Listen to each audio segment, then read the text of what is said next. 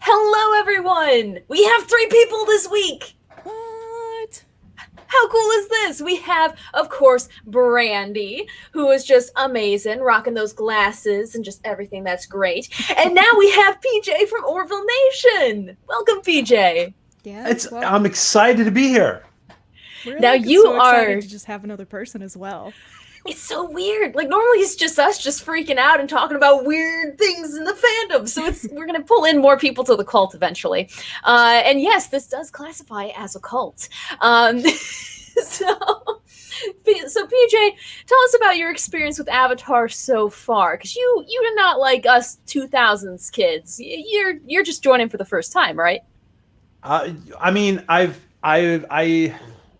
seen it before, but I guess I was like in passing. I really didn't pay much attention to it. I think I've watched it before, like when my little cousins were watching it, or I don't remember exactly what the context was, but I really love this type of animation, and I wanted to, I know you're so excited about it. So if Katie's excited about it, must be good. Well, and it is. I love it. Some people would argue that, but oh, that's so good that you enjoy it. Also, we already have people who are popping up. Louise, hey, Captain Track here. Oh my gosh, we do have Captain Track. Hello, sending some over. Thank you. And we have Brie, of course. Yes, it's going to be amazing. We're going to talk about the tree orphans and how I hate them. So, we're starting out strong. But of course, we must start the episode, Jet, by talking about Netflix's just horrendous garbage description. My gosh, this one is probably the worst one. We've been going through, and I think it is, because it says... I don't know. I think, was it the Southern Air Temple that was pretty bad? I think the Southern Air Temple is the one where I was like, I should start writing my own. So, which is bad because that was only 3 episodes in. Yeah, exactly. The Southern Air Temple said Aang returns to his childhood temple, hoping to find evidence that his people still thrive in the region, but he makes a shocking discovery. Yeah, I'm pretty certain that was the one. This one makes me even angrier. It says, a band of rebel guerrillas with a charming, roguish leader rescues Aang, Sokka, and Katara as they're fleeing the Fire Nation's minions. It's just awful. Can you really call an army a minion? Like, that's what I think. It's minions. Yeah, minions doesn't sound right? Yeah. Like an army, I think is higher than a minion. Exactly. Yeah, it's a little level above. Yeah. Like if I minions are like they need some kind of like psychopath leader to be in charge of them, right? I mean, technically, like if we think about Ozai, the Fire Lord is insane. Yeah, but true. Also, we have a ton of people popping in. Yes, the Catman, DD Myers, how's it going? Also loving the cat picture. Very good choice. We also have Jacob Archer Barton. Hello. Thank you guys for stopping by. I really appreciate it. If you don't mind hitting that thumbs up button, I'm going to do the old cliche. Like, subscribe. It's weird. It's random. And there's going to be a fandom forecast this week, so you're getting here just in time. Yes. And Brie would agree. Minions are the ones who get the coffee for the group. Yeah. I feel like there's maybe like minions in their little army regiment, but not the entire regiment. Perhaps. I don't know. Yeah. Brandy, I'm sure you have something better than this. Hopefully. So, the one that I have written is the team meets up with a group of freedom fighters. Aang and Katara quickly befriend the leader, but Sokka sees through his charm and questions the group's methods. That's so much better! It is better. See, I'm telling you, Brandy's the one who should be writing for Netflix. And you should work in television, Brandy. Oh, yeah. Yeah! Oh, Brandy, you are just incredible when it comes to creative things. So you are definitely on the right path. And also, we gotta say hello to everyone who's popping in. This is awesome. Thank you to Captain Trek for sending people over. We have 10 viewers. Wow, check it. That's awesome. You all for coming. Oh my gosh, you all so much. Hello out there. Let's see. Mr. Lundell's Groovy Movies. A minion, a follower or underling of a powerful person, especially a servile or an important one. Yeah, I'm just getting... like Gru vibes. Yeah, like there's Gru from Despicable Me, and then there's Fire Lord Ozai. Like, if the army was made of a bunch of unpaid interns, maybe. But, like... Oh my gosh, look at this, we got Bob! Thanks, Mr. Lindell. Bird of prey! Kapla bird! Heck yes! You're not pointing to anything? Well, oh, right, you guys can't see the viewer count. Well, I just pulled back the curtain a little bit. There's a viewer count that also is right next to the live button, so that we make sure that we aren't screwing up accidentally and talking when we aren't live. PJ. I know, right? That was the greatest, though. I feel like there's that a story that I don't know. We'll have to do that again someday. Yes. Space Kid Singer, hello. Now up the energy. Oh, we got it. We got the energy going. I took a 2-hour nap today. We are all excited for this. And Jacob, thank you for sharing this on Twitter. I mean, if y'all are ready, we can just hop right into the episode here because I actually have everything loaded this week. What? So, woohoo. But the episode starts out. Yeah, it really, truly is. It's been a struggle. PJ, I don't know how you do it. And for anyone who isn't familiar, PJ basically started me in the streaming world on YouTube and everything, and it has been a blast ever since. And I'm so excited that we are able to bring him in today. And I'm excited to get your guys' take on this, because the episode starts out with Sokka basically having a little epiphany saying, wait a second, Zuko is finding us. We're flying on a how many ton flying monster. Maybe we should walk. As a kid, I didn't appreciate that as much as I did as an adult. Where it's just so simple. It's like, okay, guys, let's just walk. I don't know why that tickled me. I just really like it because so they cut, he's like, oh, we're just gonna walk, and then they cut, and I imagine that they've only been walking for 15 minutes, and Katara and Aang, well, mostly Aang, is just like, I don't know how people walk. How do you get around like this? He's like, I'm tired of carrying my pack, which I don't even know why they're carrying their packs. Like, couldn't Appa still, in theory, carry all the stuff? Yes! Good point. It's a giant sky bison. Appa isn't used to walking, so maybe that does something to, I don't know. But I'm just like, why? We don't see him again, right? No, he's like, yeah, he's kind of just chilling. And then there's just Momo, who just decides to get into trouble.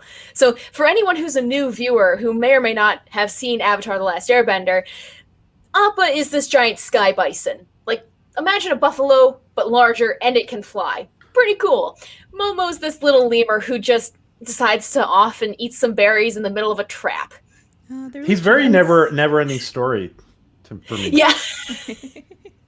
Yes. Well, isn't he's a lemur mixed with a bat. What else?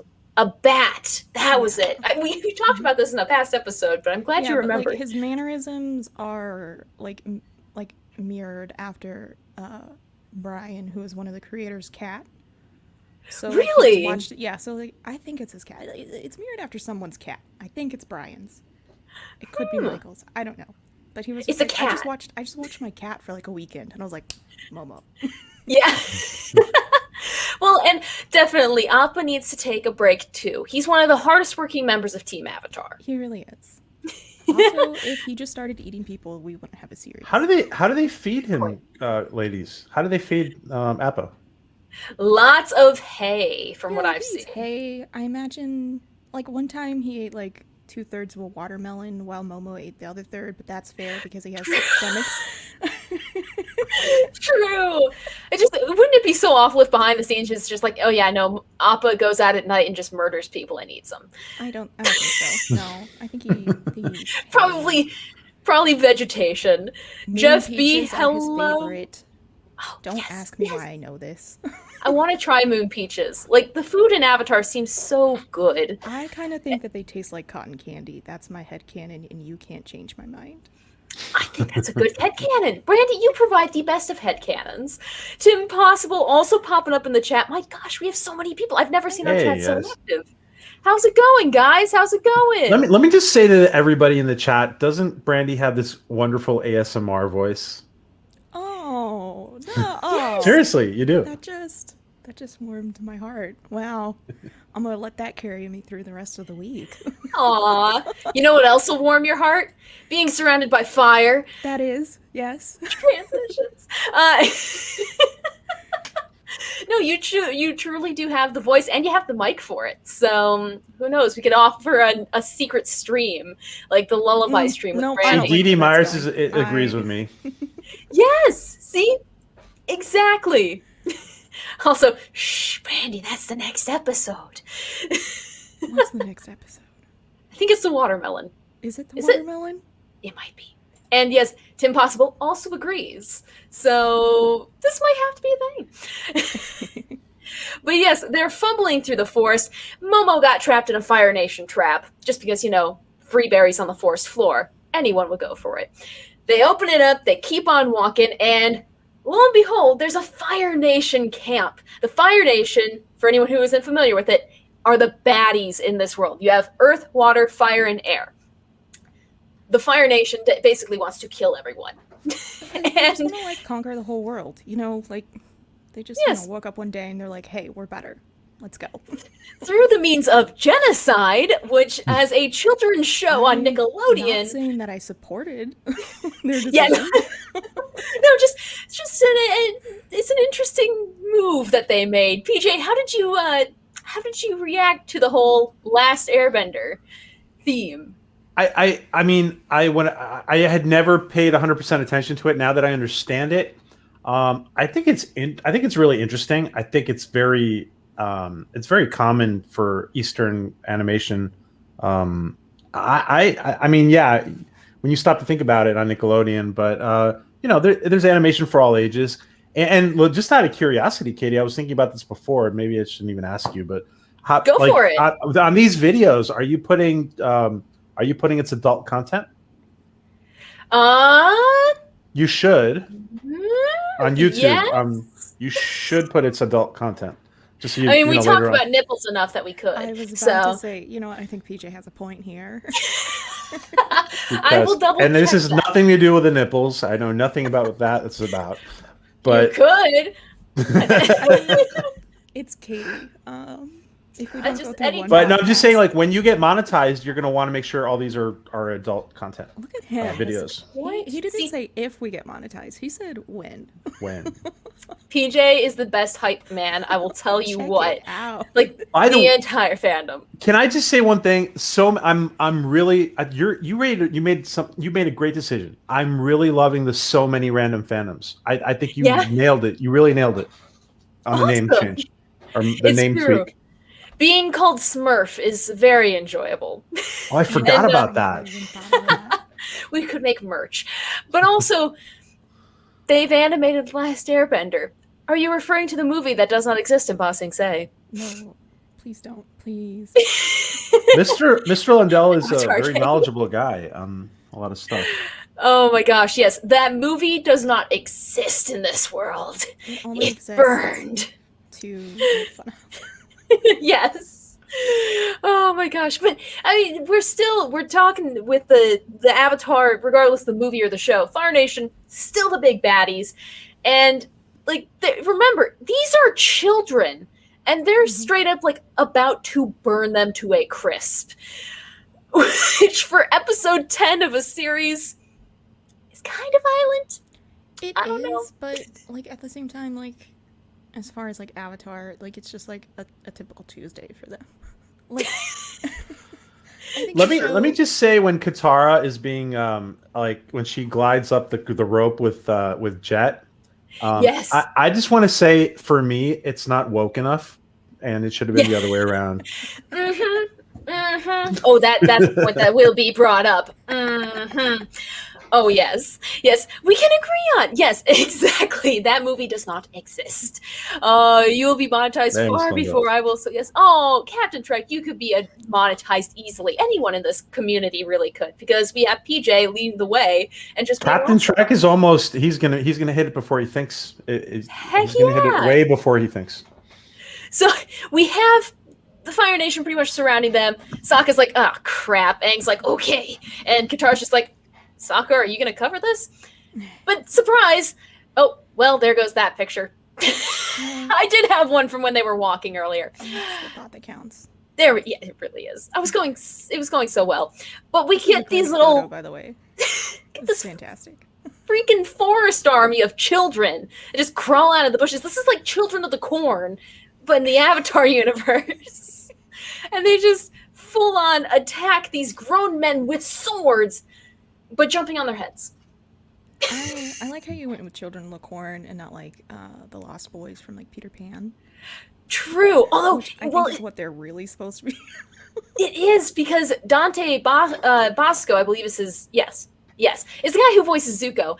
He played the leader of the Lost Children in the Robin Williams version of Hook, I believe it was, and so that really played into this episode for the animators, which is pretty interesting. But yes, we get to see this rebel band, and then we get to meet. Well, it would be nice if we could meet him, but apparently my little clicky went away. But we solved this problem last week. Do you see Mr. Lundell's comment there about where's Malachi? Don't know. Where's Malachi? Malachi? I might be missing a reference here. I don't know.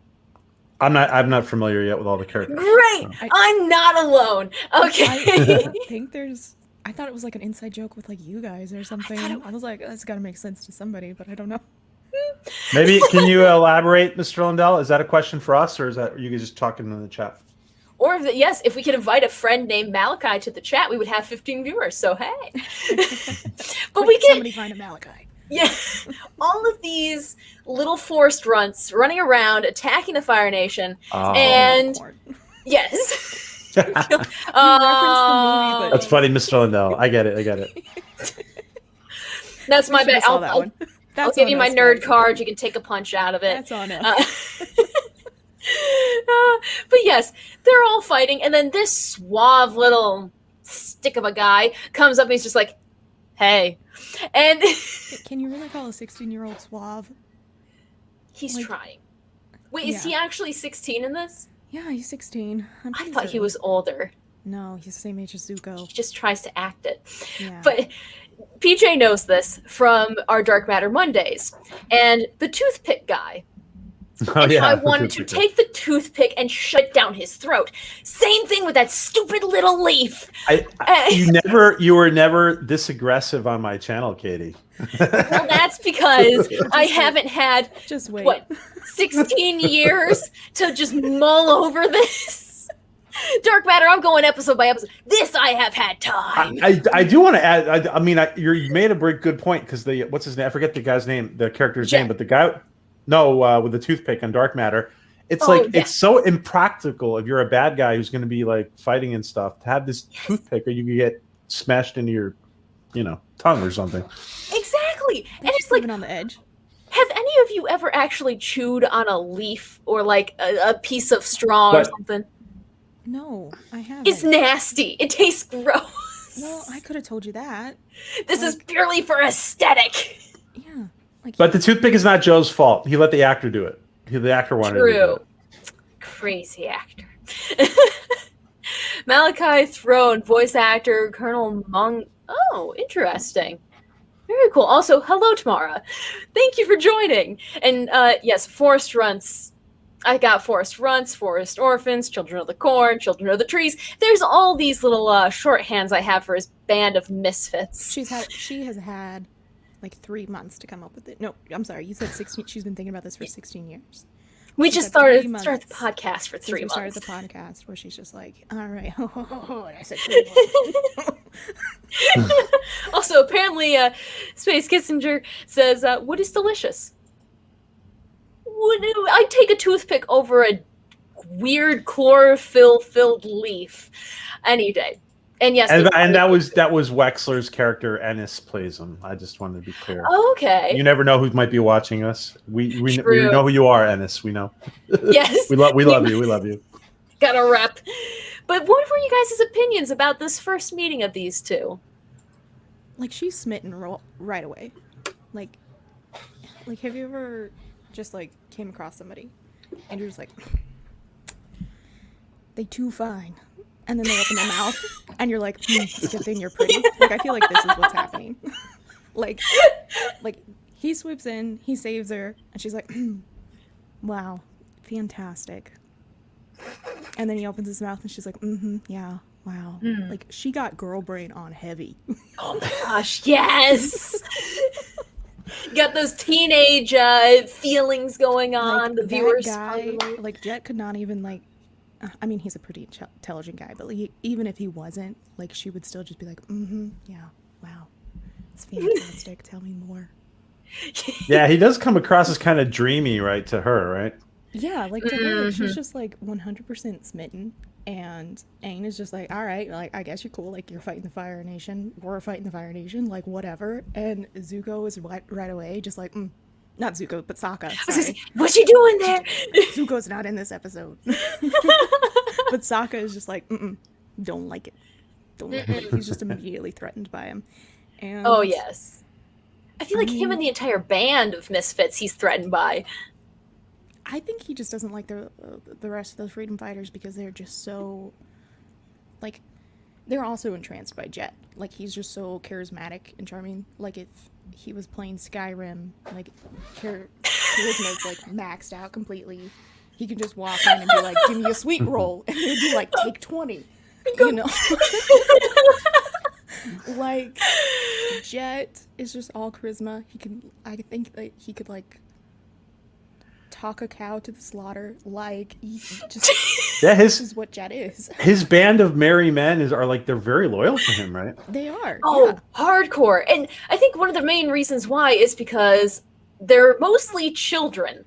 And, like, he's definitely the oldest of the group, it looks like. So I feel like just naturally... I feel like Pipsqueak is, like, in his 20s. Pipsqueak's just quiet and lets the other kids have fun.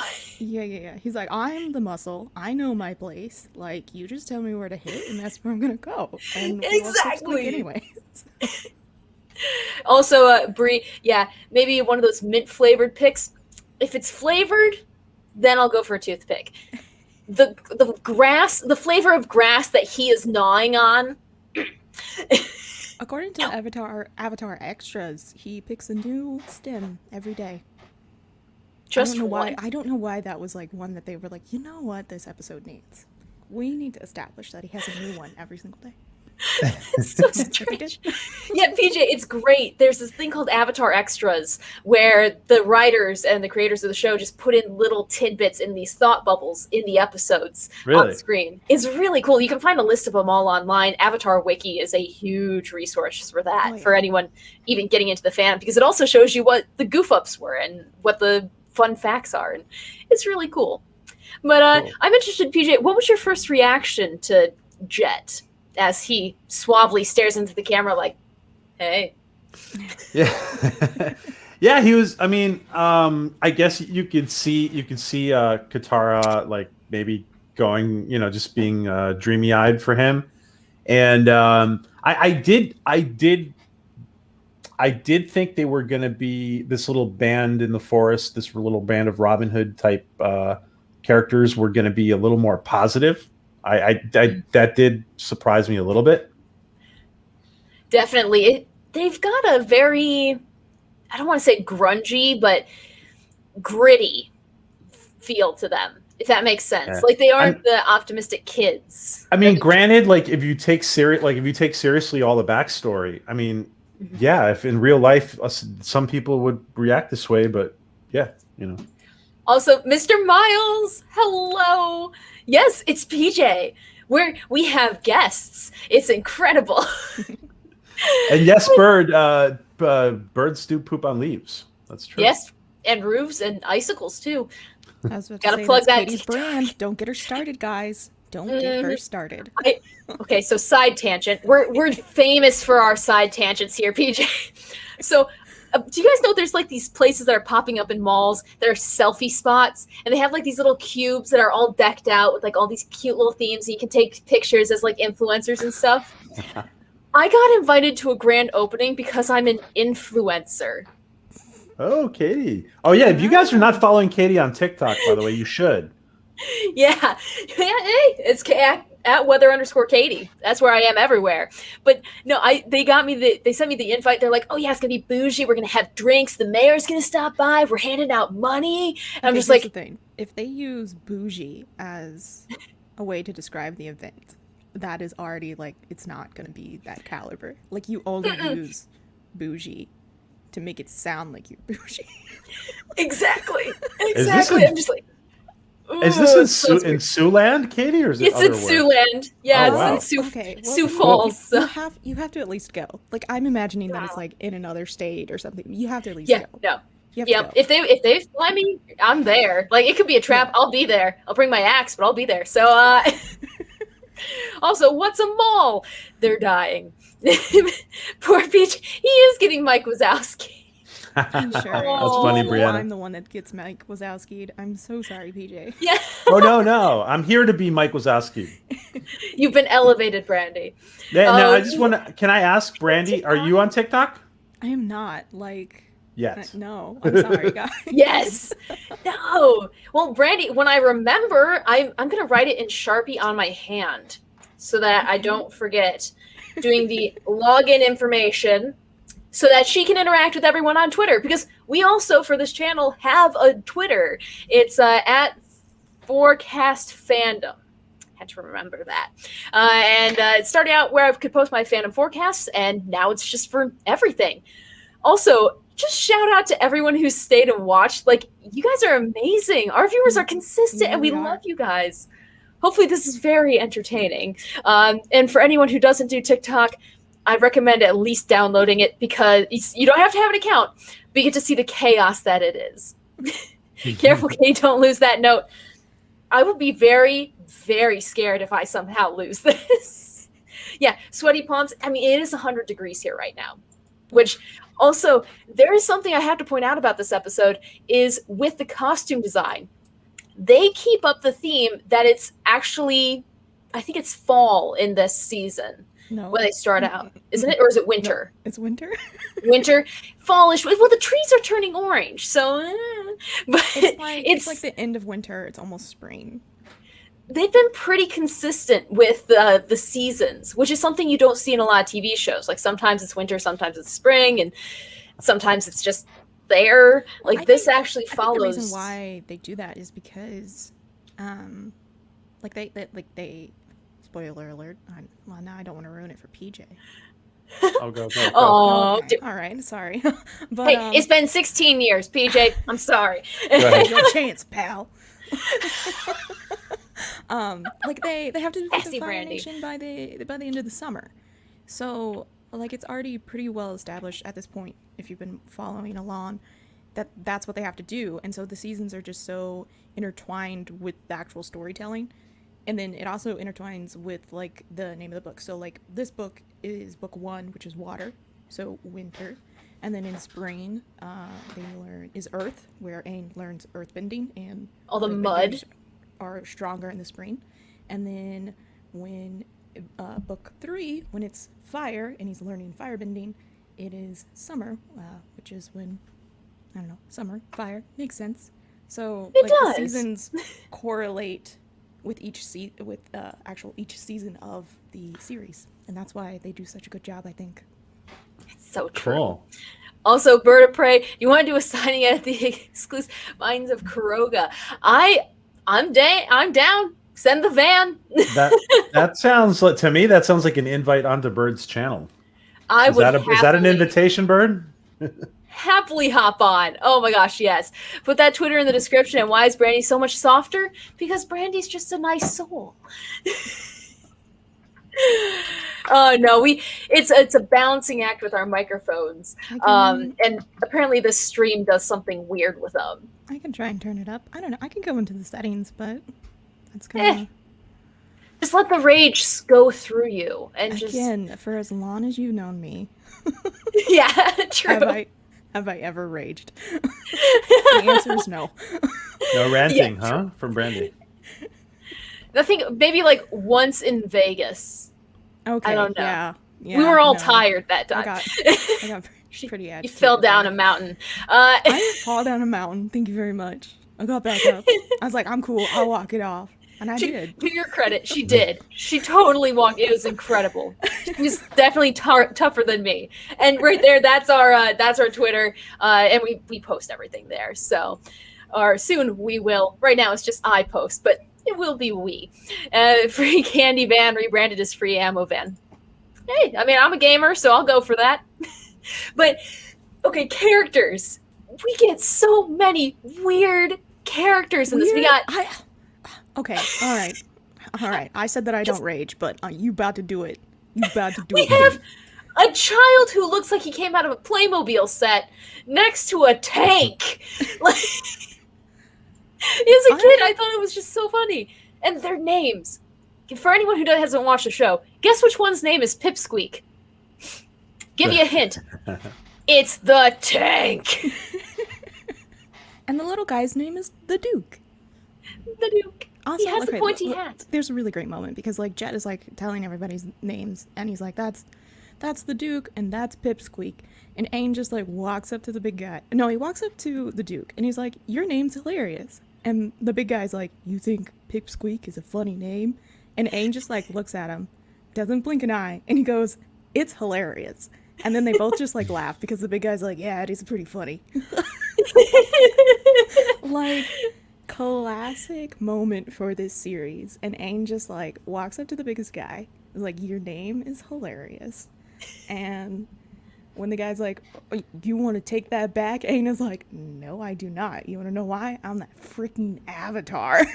Yes, so it's fine. Just knock me a little harder, and then I'll go into the Avatar state, and you'll see how strong I am. He's like, "Don't make me get Kyoshi out."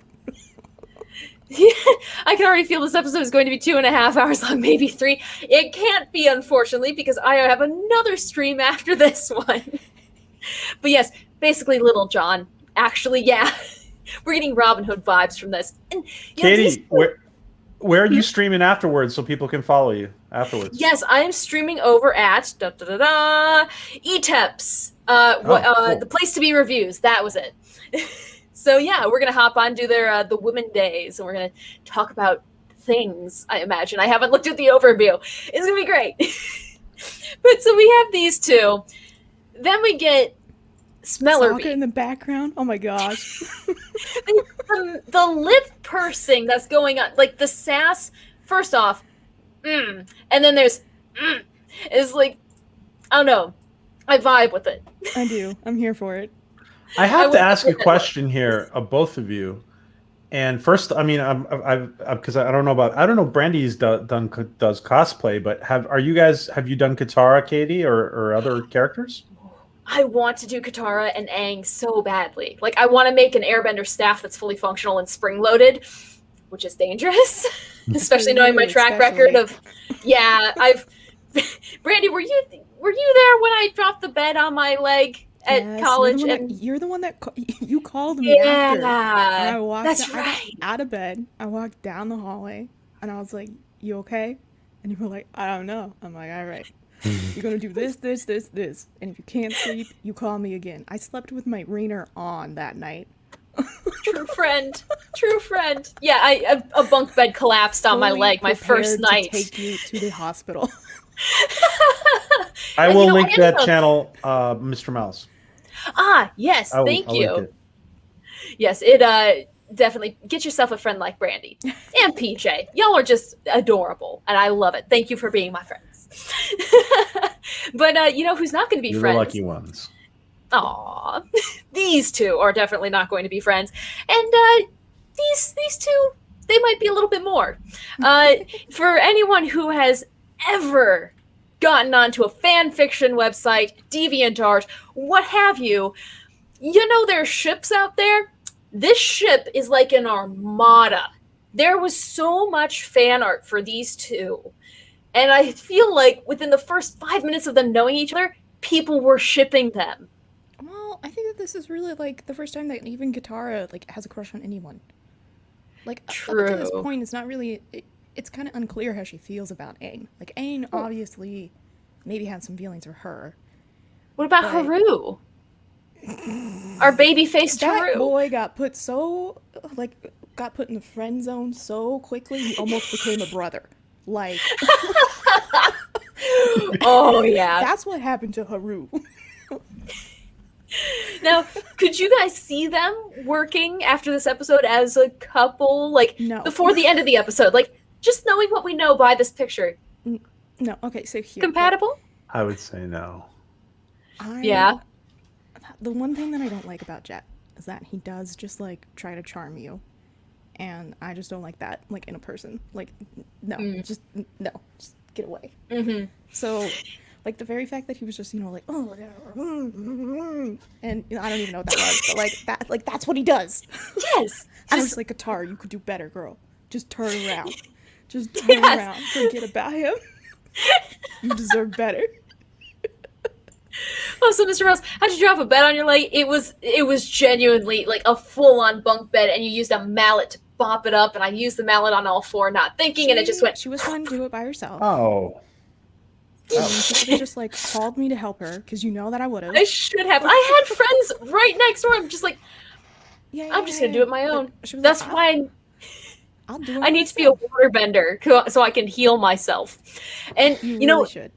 the Jet Katara, not as big as the Zuko and Katara shippers. Yeah, I feel like the Katara and Zuko shippers were a lot more than Jet They're and Katara. intense. When we get to are. book 3, y'all will find out. But we get this. This is probably the key moment where everyone's like, oh, they're going to try and get something out of this relationship. And PJ, you are absolutely right. Katara, Katara should have been the one holding on to Jet. Well, you got to make this mine. Yeah, this is not woke enough for these times. It's unacceptable. 2006. Where is Kurtzman and JJ's influence on this? Yeah, exactly. Well, I don't know about you guys, but he's too suave. He's too That's cool. what I'm saying. That's what I'm saying. Like, he puts it on way too creepy much. vibes. Yeah. Yeah. Like, I'm glad everyone saw this. Brandy, but sometimes a lot of these characters are a little bit over the top, like in these animations, though. I haven't watched enough, but do you think it's just that, or is it? No, I don't think it's just that. So, like, there are characters that are kind of, over the top, but I feel like they have other layers to them. And Jet just, like, he's just one thing. Just almost always. Like, he's always... He's conniving, and you can say that Azula, who's a character that comes in later, she's just as conniving, but, like, I love Azula. So it's just, like, they didn't find the right balance, and I don't think they wanted to find the right balance. Like, I think that they wanted you to hate Jet, and Jet is supposed to be, like, this big villain, and I think that's what they wanted, like, the creators wanted him to be, and they did it, and that's why I like Jet. Like, I like him for the terrible character that he is, but I hate his character. If that makes any amount of sense. Katie, do you know? So I'm sorry. Oh no, it's good. To me, he's greasy. Just Yeah.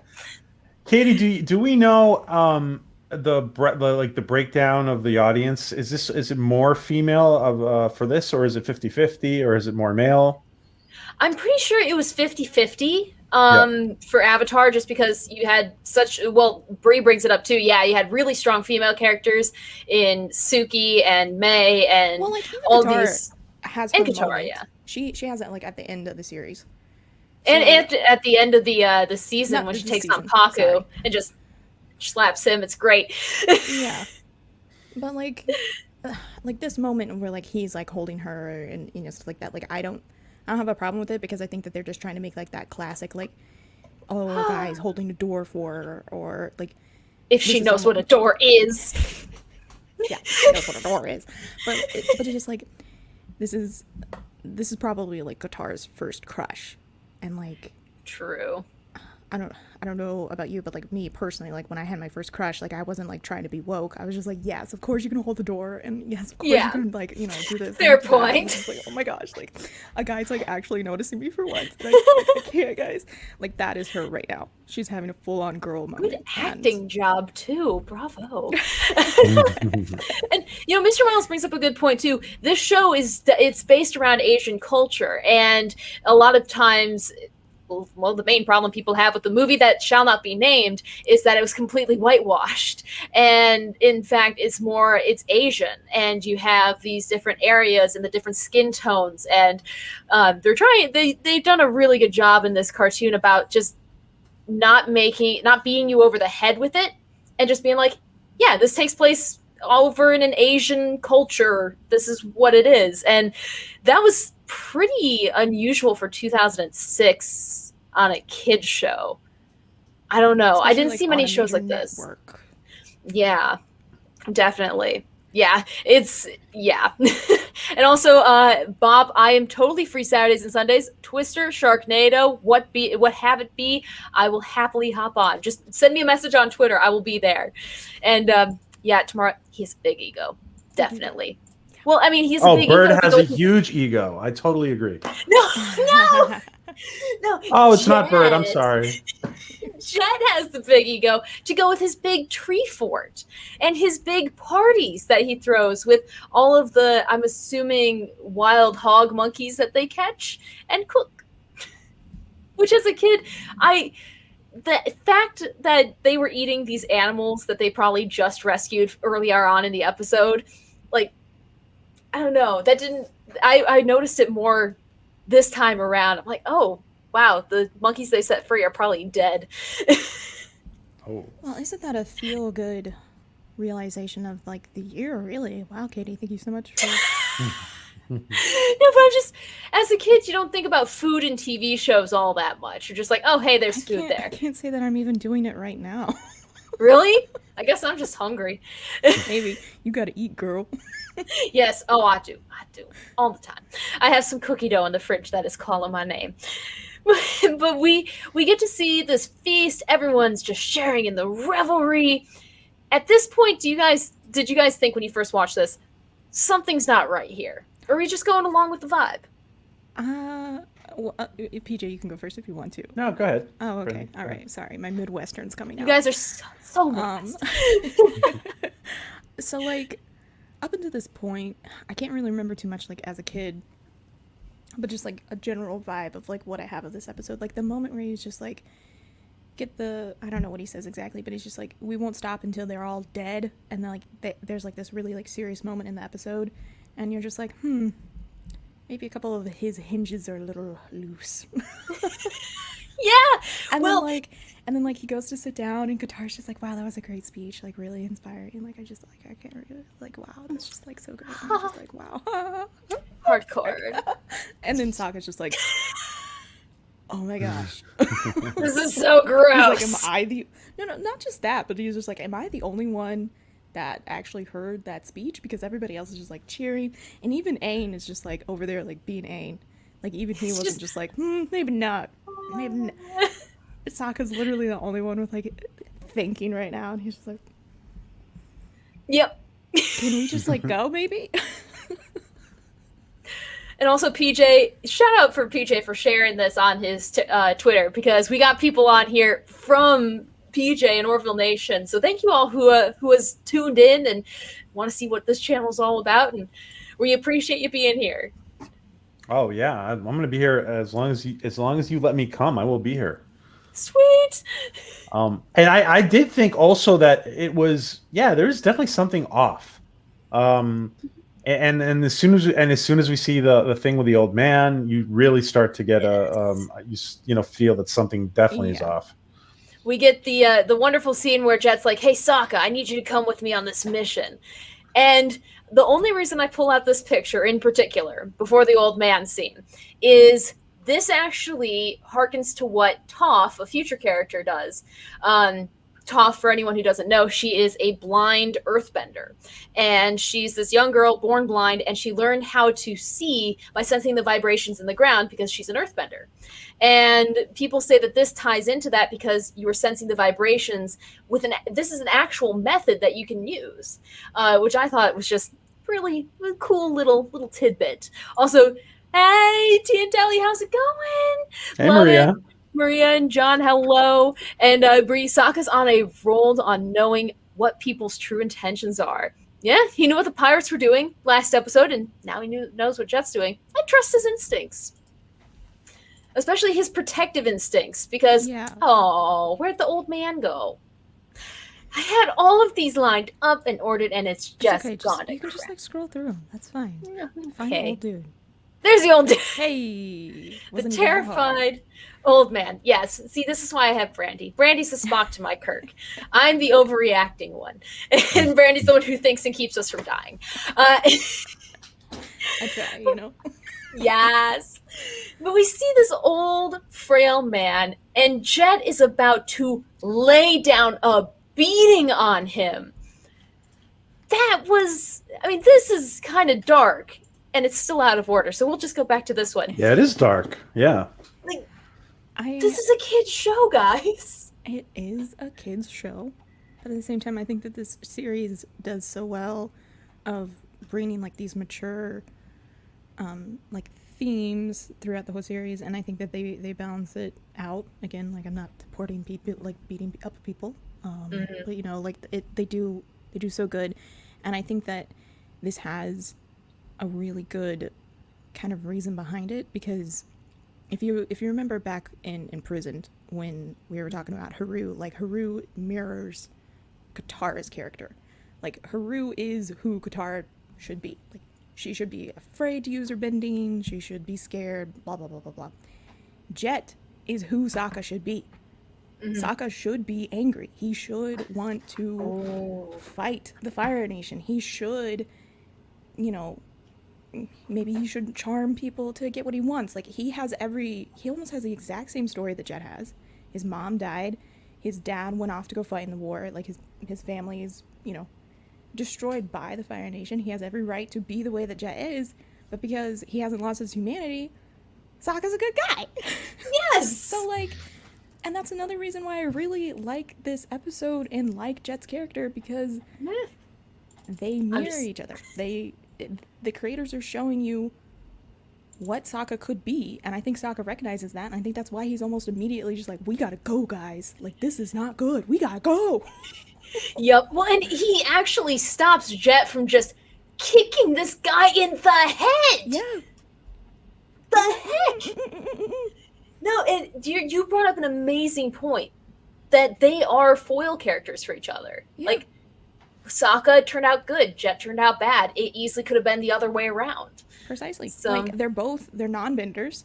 So here they are fighting, living in a world where people can literally bend the four elements, and like, what chance do they stand? But you know, they've mastered different weapons.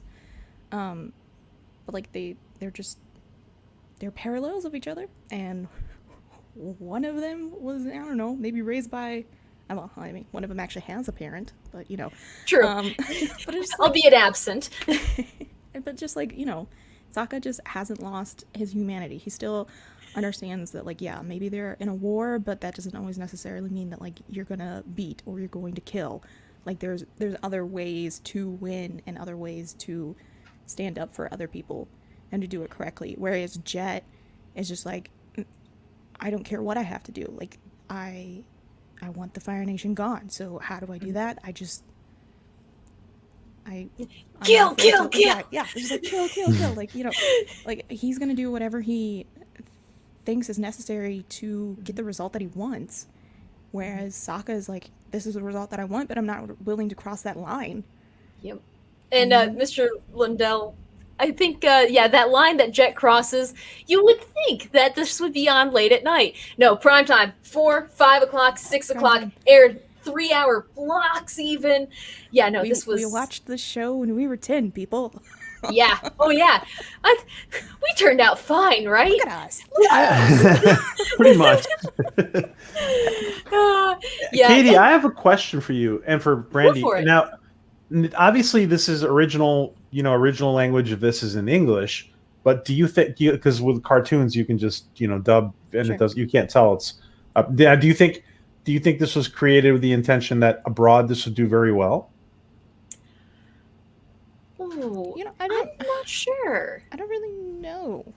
Because this draws a bridge connection between anime and what the Western culture views as animation. It does, and so I think it was meant to act like a bridge, maybe, to hopefully get more people into the animation, the Eastern style.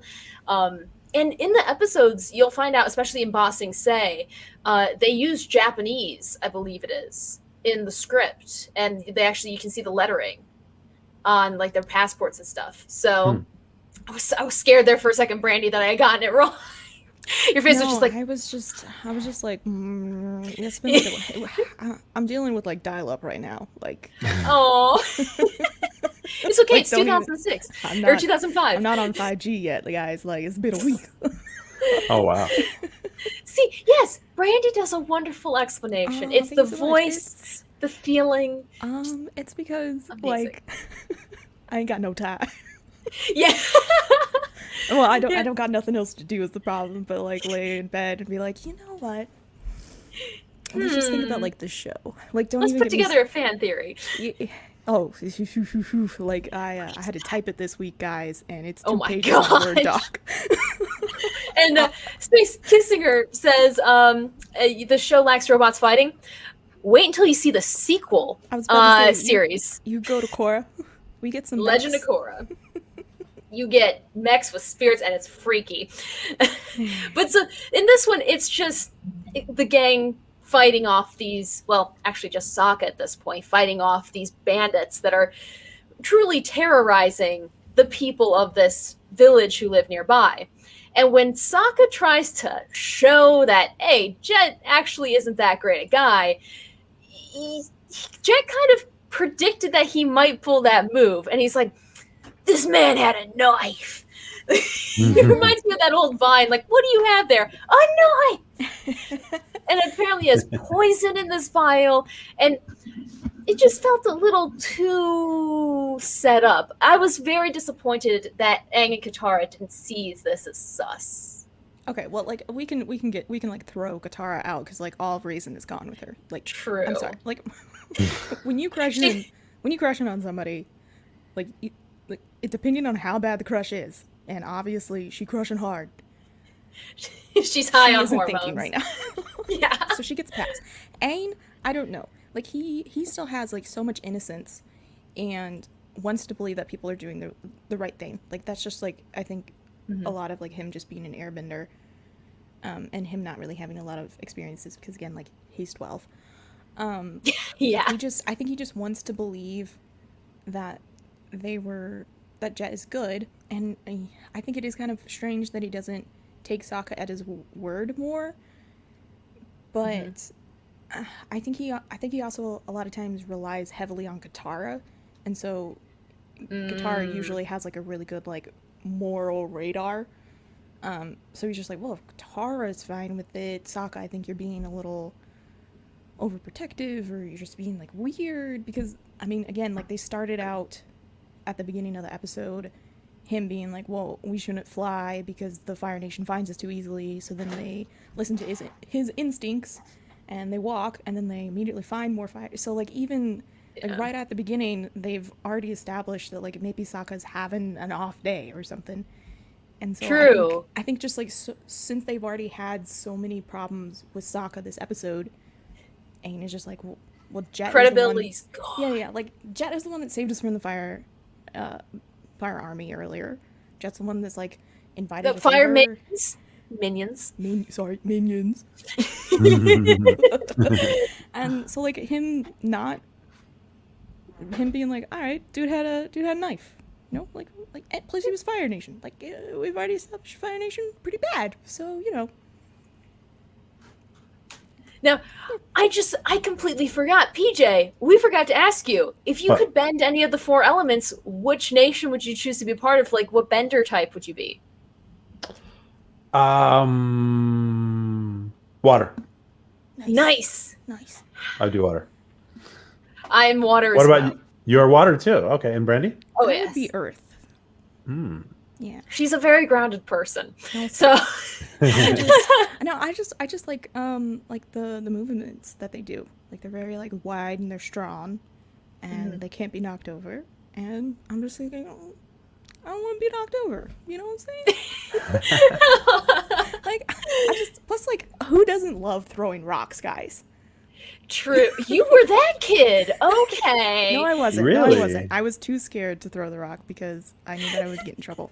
But I'm just saying, like, if we lived in a society where throwing rocks was kind of, accepted, I'd be down. Also, Rapunzel's here. Hey, Our Rapunzel. lovely meme generator. Hello. And also, yes, Ocelopri? Is that a knife? I think that is a knife. You kids like throwing rocks. Hey, Brianna knew what I was doing. Yep. I think that was a Crocodile Dundee crack. about the knife. Oh, nice. But so yes, This hat. we have to talk about this hat. No. This is how you know she's crushing hard, because she was like, you know what I'll do? I'll make him a hat. I'll make Out him of like the leaves. ugliest hat. If you make something for your crush, you know you're in too deep. Like, you know that there's no going back. Yeah. So true. That's how you know it's bad. Like they nailed the childlike aspect of the show, because you They forget, did. like, they are all children. Aang's technically 112, but is 12. Katara's what, 14 was it? 14. Yep. And then Sokka and Zuko and Jet are all is 15. oh, okay. And Zuko and Jet are 16.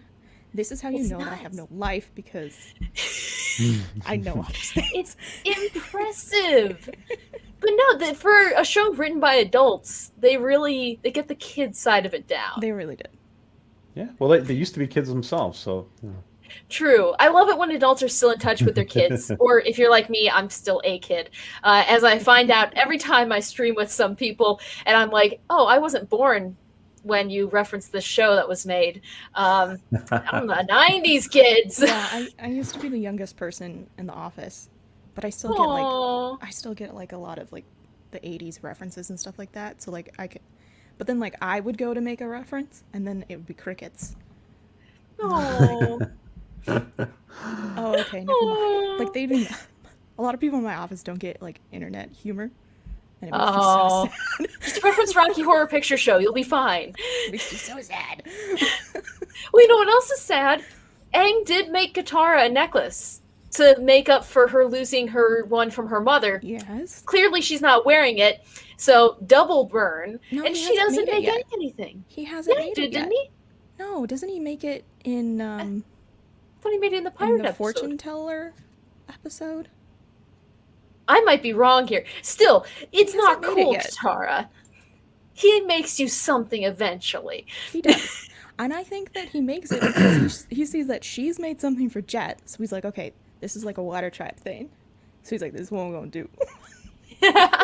Also, Mr. Miles wins the comments right now. Someone's blood That is bending. pretty good. Gotta hit that like button. Oh, it's PJ's water bending powers at work. Also, yes, you get that hat. It's probably better than something I could do. And Mr. Miles agrees. Earthbender. Yeah. Now, so we got the hat, and Katara's just gone. We've already said this. Katara's like so far gone. Sokka's like, I gotta go reconnaissance. I'm gonna be all sneaky. And we see them doing something nefarious. They're gonna blow up a freaking dam and drown everyone in a town. Yeah, wow. Nickelodeon primetime television, guys. PJ, thoughts on that plot twist? Well, let me just say, you know what? I think that it's important that I don't think children should be too sheltered, especially something that's made for teenagers and adolescents or pre-adolescents. Like I do think that we need real stories. I appreciate the fact that that there's a real story here, and it's not like it's not they're not like sheltering the audience from what reality might be like. Definitely. And I don't know about you, Brandy, but it didn't seem to mess with us as kids. Like, it was just a part of a story. We didn't think about it in the way an adult would think about it. Yeah, like, I don't know if like I'm the best one to like judge by that, because like I've always really been into like movies and TV shows and how they're made. And so like I look at them as like an art form and stuff like that. And so like obviously they're like, oh, we're gonna kill a bunch of people. I'm like, okay, that's a TV show. Like nobody, like I would never do that in person. Like, I've always been able to, like, draw, like, the clearest line because this is, like, this is just TV show. Yeah. But I also feel like that's just, like, how I was raised. So, like, props on you, Mom, Dad. Way to go. Katie, with regards to of the cartoons messing you up, how do I pull up that picture of you with an axe, by the way? Oh gosh. Oh, I gotta find that. I actually I'm gonna be doing another TikTok with my axe. And also my phone just went off because apparently we have a severe thunderstorm warning right now. Oh, Oh, wow. that's fun. Whoopsie. It's okay. I'm just gonna check and make sure it's not hitting my my apartment. Let's see. Sorry, just a moment. Feel free to Oh, we're good. We're fine. Okay. It's not near us. But yeah, this is my life. At least in the summer. But we get to see. Wait, what was your question, PJ? Did you have question? With regards to of the cartoons messing up yes. your development, and I just wanted to note that was a very interesting picture of you with an axe that you would post. I got my axe. Oh gosh, very Jack I Nicholson love of you. Everyone, stay on Katie's good side. Haha, that's what everyone at the station says too, because I control the weather.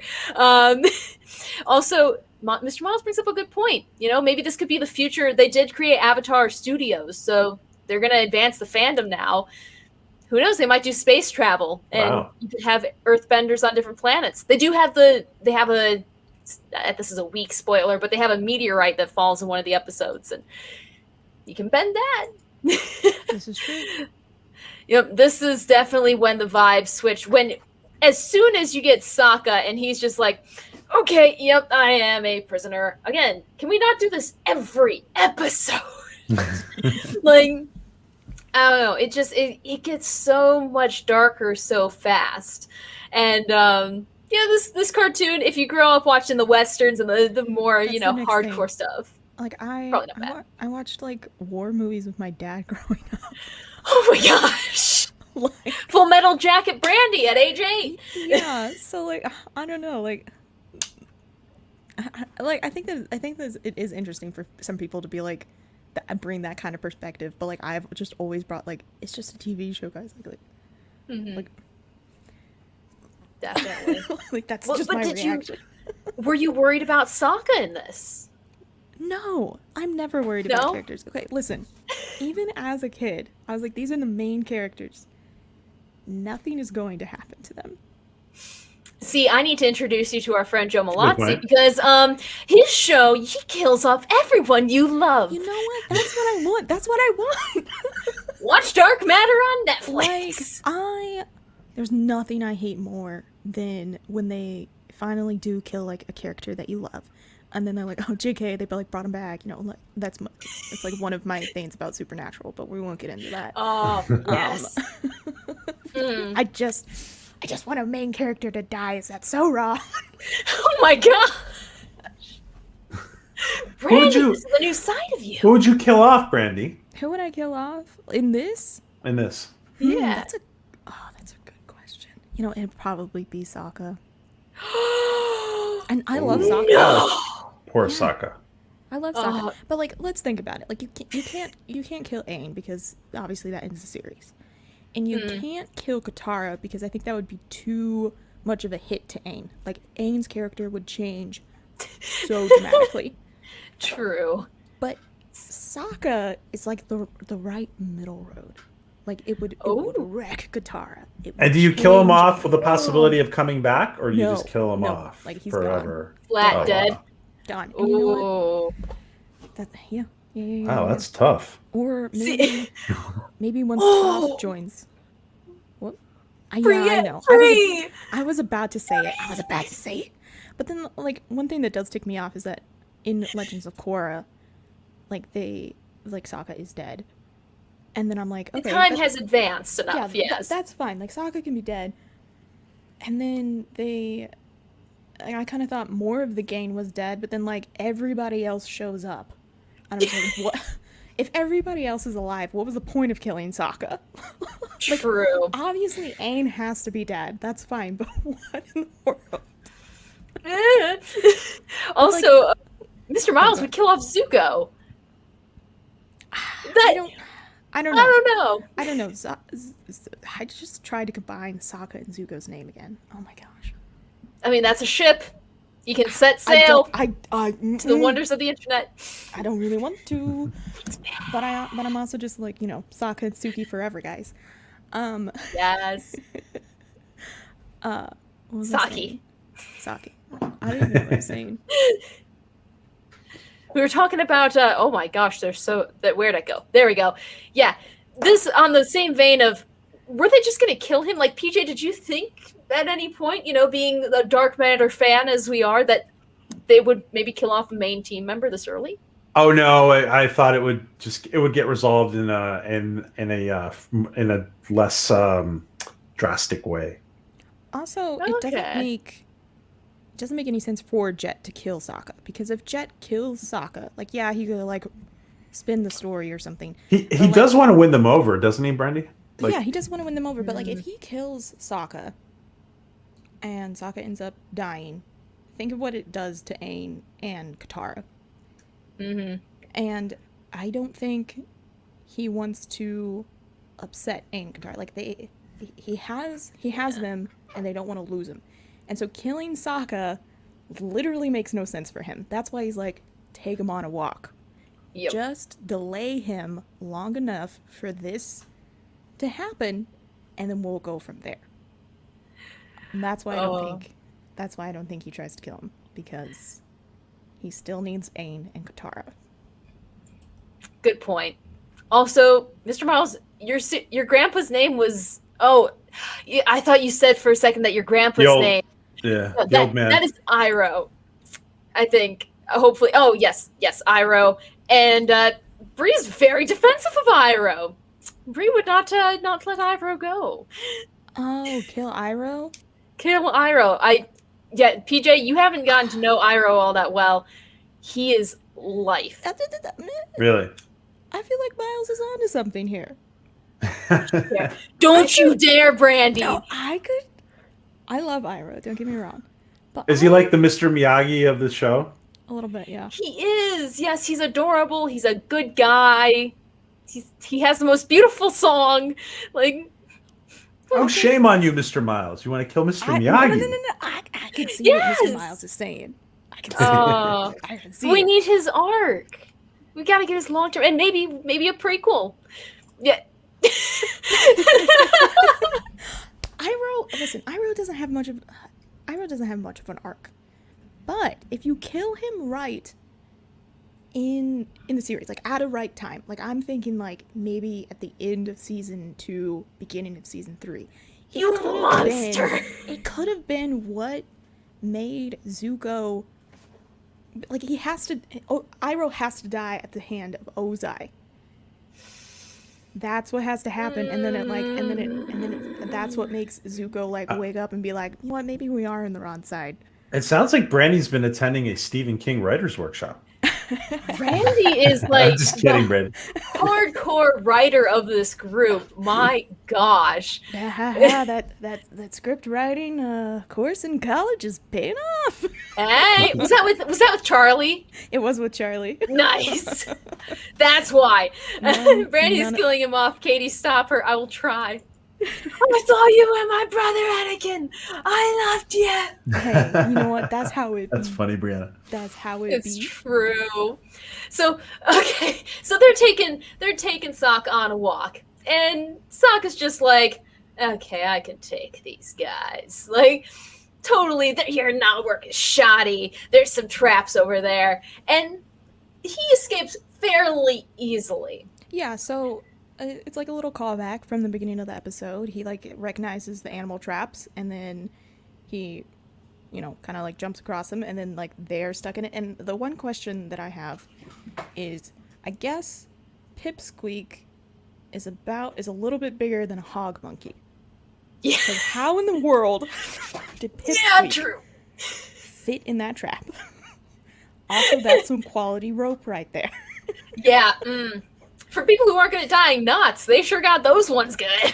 Well, no, they're the Fire Nation traps, not theirs. Fair point. Okay, yeah, so it is the Fire Nation. And the Fire Nation always got that quality rope.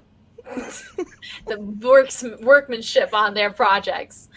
But so if we want to talk about workmanship, working to get them on his side, this creeped me out. He was so overdoing it, trying to be like, come on, Katara, we need your skills. And this and this. I'm like, elbow nuts right now, Yes. Katara. Come on. Yes. The second I was just like, no touch zone. It's not even me. I'm just like, don't you touch her. No. So, oh my gosh, I just, this gives me so many creepy vibes when he's trying to get them to just get water from the ground.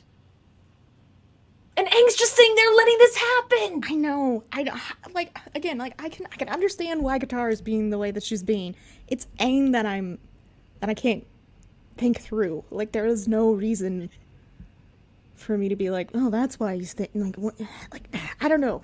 Aang's character in this one is messed up like 6 different ways, and I think that's why I don't like this episode. maybe. Really? That's interesting. Aang, fight for your woman, man. We're gonna have a secret tunnel song come up in the episode come up here soon. Like, That's you season clearly 2. like her. That's a couple of Really? episodes. Yeah, it's season 2. Oh well, still, it's coming up. It's within the spring period, so it's only a few months away. Like, that love still grows.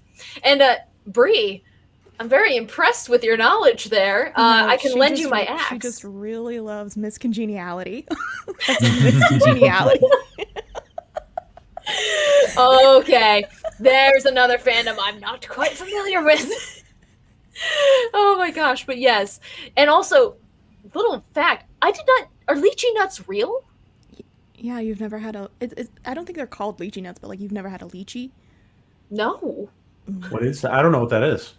It's kind of like... It's kind of like a grape. A little bit more sour, maybe. Oh, I know what maybe- you're talking about. Maybe Yeah. Rapunzel can help me out on this one. But, they're pretty good. Cool. And also, those traps are pretty good. Yeah, they probably, were like the claw game at the mall where it just like shapes around it just enough that there's I don't space. think they were meshy. I think they were made out of metal. Yeah? Yeah. Maybe it's like snapping trap, like it left a little space. I don't know, but I'm just saying, like, that's a big trap. Yeah, yeah. Also, Mr. Miles just realized something. Every single future airbender will have to be related to Aang somehow. He should have such around more. Oh my god. I think Brianna sums it up. Just watch Korra, my dude. Yeah, definitely. Just Legend of watch Korra. my dude. They I don't want to say ex machina their way out of it, but Like, Miles isn't wrong, but, like, just watch Korra. the writers realized that, Yeah, and they're like, they realized it wasn't sustainable.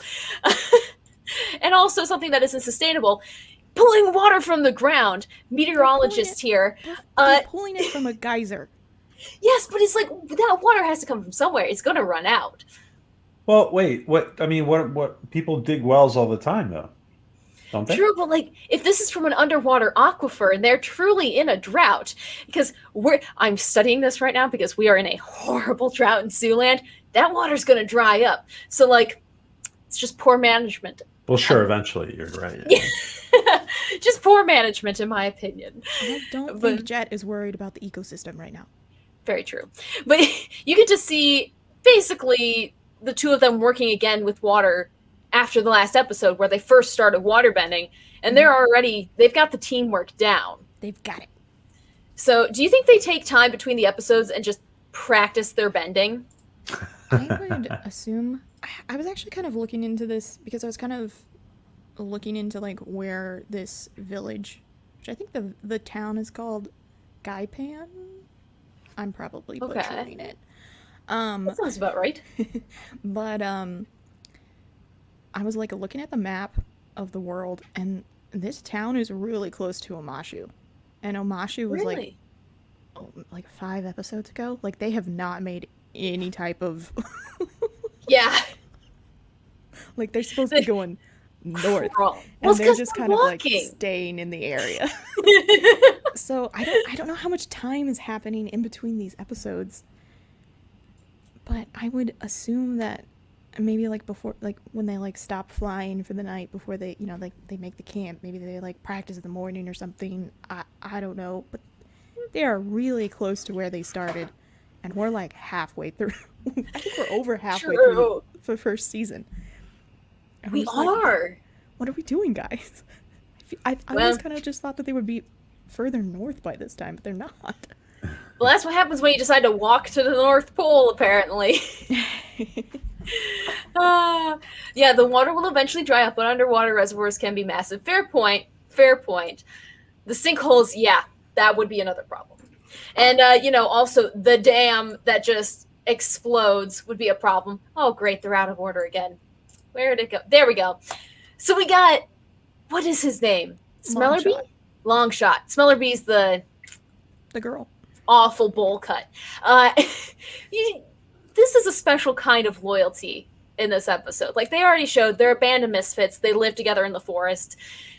But to just blindly follow through with murder as children scared me as a kid. Yeah, but I kind of have a fan theory about this. Please tell us. Do it. Well, like, it's really long, so I want to stop. It's part of the fan theory for this week. But you're writing a whole new episode for your fan theory. Pretty much. Longshot lost his parents the same way Jet did. Like, Longshot and the Duke are the only two people that Jet explains, like, where they found, like, why they're here and stuff like that. But Longshot has lost his parents the same way Jet has. And so I think Jet just uses that. He's like, sit down. Like, let's talk. Like, I can relate. Like, I know the emotions. You know what we should do? We should just kill them all. We should just kill them all. And the only way that we're going to do that is if we kill the rest of the town that they've overtaken. Like, there's no way we can go toe-to-toe with them. This is the only way.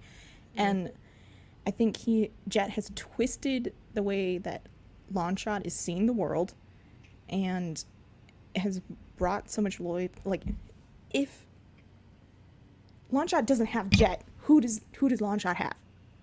Nobody. No. And so it's part of that loyalty again, and that's what, like, I think that's why everybody goes along with it, because in the back of their mind, I think they're all thinking the same thing. If we didn't have Jet, we would have nobody. Like, nobody else would take us in. We've had everything taken away from us. So they're willing to do whatever Jet wants to because he has their loyalty and is this is the part of the day where Brandy can't talk. Oh. He's manipulating them and using their own emotions against them. And, like, again, I hate Jet because he's such a terrible character, but I love him because he's such a terrible character. Like, I think he gets them to believe in whatever he says. Yeah. He has power. And, like, in terms of, like, a character, I think that the creators have done such a good job of selling Jet. Like, they've done so great at telling his story, and that, we're only with Jet for 22 and a half minutes, but at the end of the 22 and a half minutes, we all hate his guts. Yes! And we almost hate him more than the Fire Nation, which I think is a really big, like, that's a big deal. Like, we have been told to hate the Fire Nation since, like, the first second of the series. At least the Fire Nation lets them live in the village. They're just killing them all. Exactly. So, what were you going to say, PJ? I was just saying, I don't know what's coming up ahead, but it would feel to, like, I mean, do we see this character again? Do we see Jet again? You do? We do. It would feel to me like some people, like maybe Katara tries to like help him be a better person. Maybe, I don't know. Not necessarily. Not as much as rescue him. As you would think. Okay. Like, Katara's generally that's her MO, but I think she's pretty ticked with Jet. Yeah, like, she is so hurt by, like, because, like, I think even she recognizes, like, wow, he was manipulating me, and I didn't see it, and, you know, she's gone through a breakthrough without ever dating the guy, basically, which is the worst kind. Oh my god. Yeah. But like, I feel for her girl. And so like, I don't think she's fully healed herself, so then she just isn't even able to do that. Like, you're a tail whip person. You don't deserve forgiveness. You don't blah, blah, blah, blah, blah, blah. Mm-hmm. But, like, that's, like, towards the end of the second season. When Katie said this kind of scared her a little bit when you were younger. Oh, yeah. I do think the intention is to scare a little bit. I mean, 100%. Mm-hmm. I do think the audience is intended to be scared a little bit of the situation. Definitely, because I mean, if you aren't scared of this, then that's scary in and of itself a little bit. So then you're just like, oh yeah, this is totally children are capable of doing this. When you're teaching, I mean, like the intention is I think the intention of the writers is when you're teaching morality, sometimes you really do have to, show the evil in order to teach morality, right?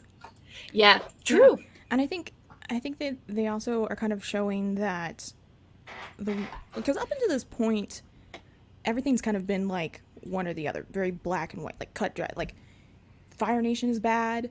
Everybody who's like from the Water Tribe or the Earth Kingdom are good. But now we have a group of Earth Kingdom civilian or citizens, and they are just as bad, if not worse, than the Fire Nation. And maybe they started out with good intentions, but again, they've let their own idea of what they want the world to be so corrupted that that things are just starting to blur. And so you have like the really good guys, which are, Aang, Katara, and Sokka, and you have the bad guys who are, like Zuko and Iroh at this point in time, later on to be Azula and Ozai. And now you have Jet and his freedom fighters who are caught in the middle. They want to do the good thing, they want to do the best thing, but they're not achieving that in the best way. They're using the enemy's tactics to get what they want. And so like they kind of like this gray, darker gray. Exactly. Like really dark gray characters. We learn they drown children. Like their plan was to drown children. Exactly. So I'd say that is border one little keystroke away from being like black. Jet Yeah. Jet is doing some war crimes right now. Okay. Yeah. He is getting ready to commit a major war crime. And he's just like, no, this just was like, on my to-do list. Mm-hmm. Let me just say, yes, Mr. Miles, ask those questions. Yes. Yes, Mr. Miles has the question. Could conjoined twins have two separate bending elements? I think we just found their new series. Or what would be worse is if one conjoined twin had bending, the other one was a non-bender. That would suck. That does happen. In the Fortune Teller episode, they have like twins. Right, they both share their bending. And they're like trying to make like a ditch, or like a really big ditch, or like a trench, and they're like, earthbenders, blah blah blah, and non-benders use a shovel, and like one of them's like, I'm an earthbender, and he's like, I'm his twin and I'm not a bender, and he like grabs a shovel or something. Run away. So that would be awful. Yeah, that was terrible. Avatar only bending two out of the four. Rapunzel, write that fan fiction. Please write that. You could have two. Oh, that'd be awesome. Okay, I'm writing the Avatar down on my piece of paper. Katie, I would have figured this town getting wiped out by this artificial tsunami would just be right in, like, kind of in there with your whole crazy weather thing. Oh yeah, well, the weather definitely plays a role in one of the upcoming episodes with a volcano, which is very fun. But this, I mean, it totally pans out. We had one of these disasters happen in Pennsylvania back in the 1900s, I think it was. Yeah. What is it called? The Johnstown? Youngstown or Johnstown? I think it's Johnstown. Yeah. I think. But there's that. There's the molasses flood that happened. I was just about to say that. Really? Yeah. I was like, well, what about the molasses flood? But I was like, nobody's going to get that. That was in Boston, wasn't it? I think so. It was in one of the major areas. And you know who was responsible for the Johnstown flood? It was Andrew Carnegie. Really? Yeah. I mean, not directly responsible, but he was the owner of the dam and stuff. He's the one that took the sledgehammer, just broke open the dam. Like, all right, good luck. Oh my gosh. But Katie, what do you want to tell us why you don't like this episode? I you know don't why, like, or do you know? I know why. I know why. Because you have Jet the sleazeball and all these poor kids that are just turning into borderline terrorists the way that they're acting, because they're just killing indiscriminately for a cause. And it's so dark. And then you have freaking Katara being a stupid no moon, not using her brain, just like, oh, I just love this guy. And Aang's just like, okay, I'm supposed to kill a man in a couple of months. And then you have Sokka who's like trying his best, and it's so out of character, it felt like. And I just hate Jet. I want to like take that little stick and shove it up his nose while just beating the crap out of him and throwing him down a river. That's how much I hate him. Katie, has there been a Jet in your life? You know, it seems all very personal. If there was, I'd be in prison. No. I thankfully have not met a person who's like Jet. I've seen Brandy's people. cracking up. I have seen a couple of people on our college campus that I'm just like, you know what? I'm going to avoid you for your sake, for your safety, and because you are that type. So I've never had the misfortune of dealing with a Jet, but you know, my life is barely started yet. I was about to say, you're still young. There's that chance, you know. There's that chance. Get that bail money going. Also, we got Deej in the house. Oh, hopefully you aren't baking alive here with this heat. He still calls you his arch nemesis, by the way. Oh, really? Well, he's really not going to enjoy my fandom forecast that's coming out this weekend because, would you look at that? I'm wearing my 13th Doctor cosplay. It's a whole thing, Brandy. A whole thing. That's okay. You live in a valley with over 100 microclimates. That is awesome. Yeah, fix the forecast. Micro forecasting is hard. And like with this valley, Earthbender, I know at this time, probably no one cares about the weather. They're dealing with a war. But also, how would you forecast in the Avatar world? You don't have satellites. You only have nowcasting. How would this work? I could go on for days. You know. Also, Deej tried to get on time, but the TARDIS is being a little stubborn today. Yeah, you should upgrade to that 13th Doctor. It's the newest version of the TARDIS. Works pretty fast, I'll tell you that. And PJ the therapist reads me like a book. Yes, absolutely. Doctor for life. Yeah. So yes, we've seen at this point the flood, and everyone. We're getting to the end of the episode, getting to the climax of it all, and Katara's just like, where'd it go? You lied to me. Kick you finally in the chest. Like, I cheer every time. She just learned the water whip last episode. Sure, like the first offensive battle move. And now she's just like, yay. Go. And like, she doesn't know if Sokka's like in trouble, if he's maybe dead, because she's like, where's Sokka? And he's like, oh, I'm so sorry, Katara, let me gently caress your cheek. Bam, like, so good. Also, Aang just in the background, like completely shook. Aang is like, man, why don't you teach me that move? No, he's like, yeah, Jet's in trouble now. Boy, you messed up. Yeah, fair point. We're reaching I was a little concerned when she said it too, but I was like, get your mind out of the gutter. Yeah, you got the low. She's just. I can't say it either. I was going to use some form of she's the dominant person, bender in this move, but yeah, no, I can't. I need to think my words through. But we get to see her basically take Jet on and finally give him a beatdown that he deserved. Not before, though, Aang decides to ruffle his feathers a little bit there as he chases him through the trees. I want to get your guys' opinion on this. Was it a good idea for Jet to go after Aang? Because Aang was the one who fled into the trees.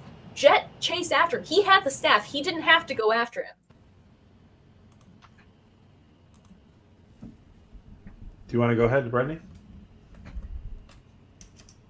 Are you doing something with your sound, I think? I think her audio might have collapsed. Guess it's your turn, PJ. Now, Wait, I'm having a memory lapse here. He goes after Jet goes after Aang. Yep, Jet goes after Aang. Aang jumps into the tree, and Jet has his staff on his back, and he's like, "You're gonna have to come and get it." And then he goes after Aang. That part always confused me. Oh, I don't. Did I like skip over this or something? I don't remember this. Oh, yeah, no, it's at the very end of the episode, right when Aang's like, "I gotta go get to the town. I gotta warn the town and stuff." And Jet's like, not a chance. You're not gonna get to this town." And yeah, basically he's like, I guess he's trying to distract him, but it seems like a bad move to go on the offense at this point. It's expected. I mean, it's expected that he would. I don't know if he should have gotten it or not, but I think so. Are you back, Brandy? Brandy? No. It's okay. She gonna figure this out. She's smart. She can't hear us either, I guess, right? Can you hear us, Brandy? Hello?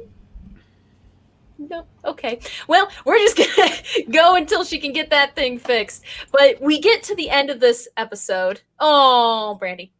Well, it's a good thing you're here, PJ, because otherwise it would have just been me and no one would have watched. Hey, I've been a crash test dummy before. There we go.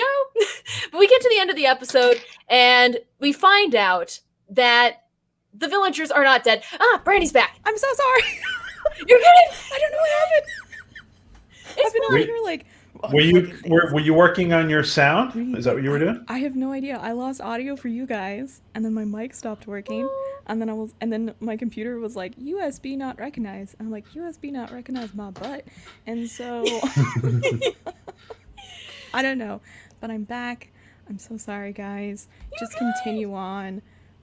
This is hilarious. Yes. And now I'm being Mike Wazowski. Oh, where I belong. You can put me there. You can put me down there. How does one move? Oh, we can do the hokey pokey. Wow. Check it. I'm a god. But this is a good point, Brie. The Jet probably thought he could take on Aang. That's why he chased him into the trees. And also, when Aang knocks him off of the limb, Jet had a really long fall. Did Aang think for a moment he killed Jet? No one gets killed in this show. So not true. Especially for Jet. Early on. Kill them all.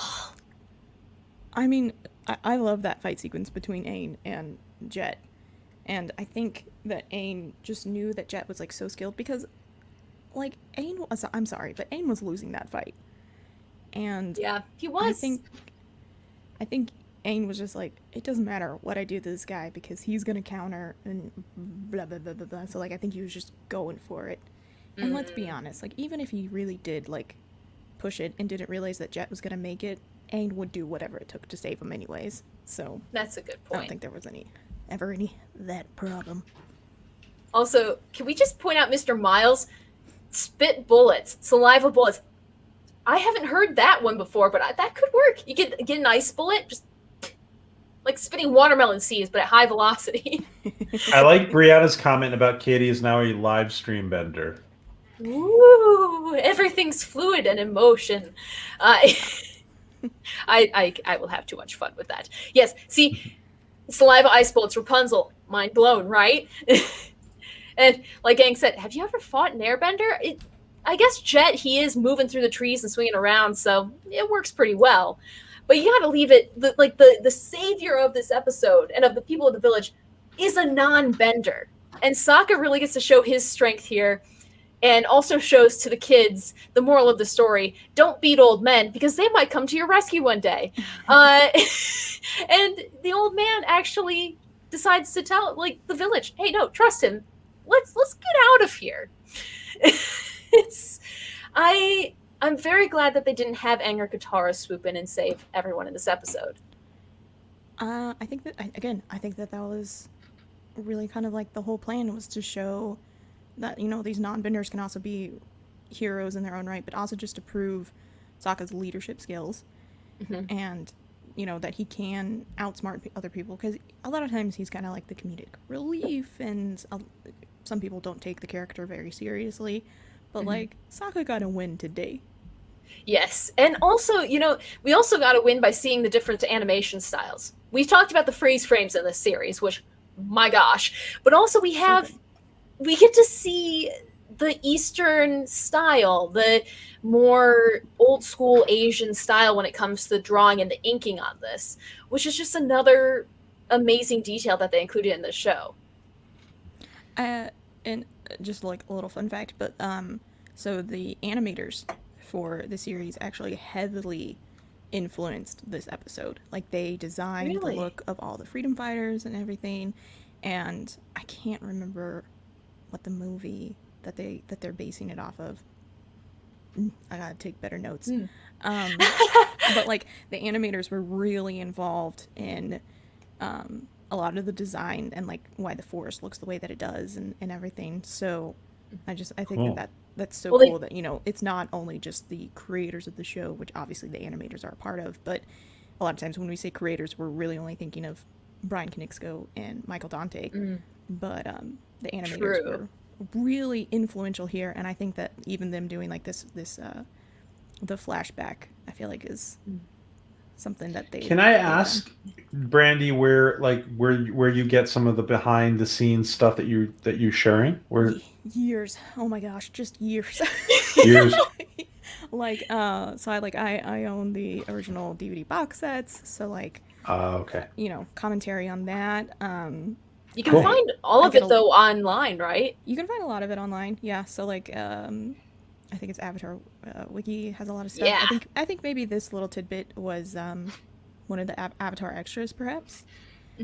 I'm not sure, but yeah. So you can get that, and then also I don't personally own it, but there is a book that's like the art of making Avatar: The Last Airbender that has a lot of this information. It's like a little encyclopedia about the series. It's very cool. I want it so bad, but I haven't bought it yet.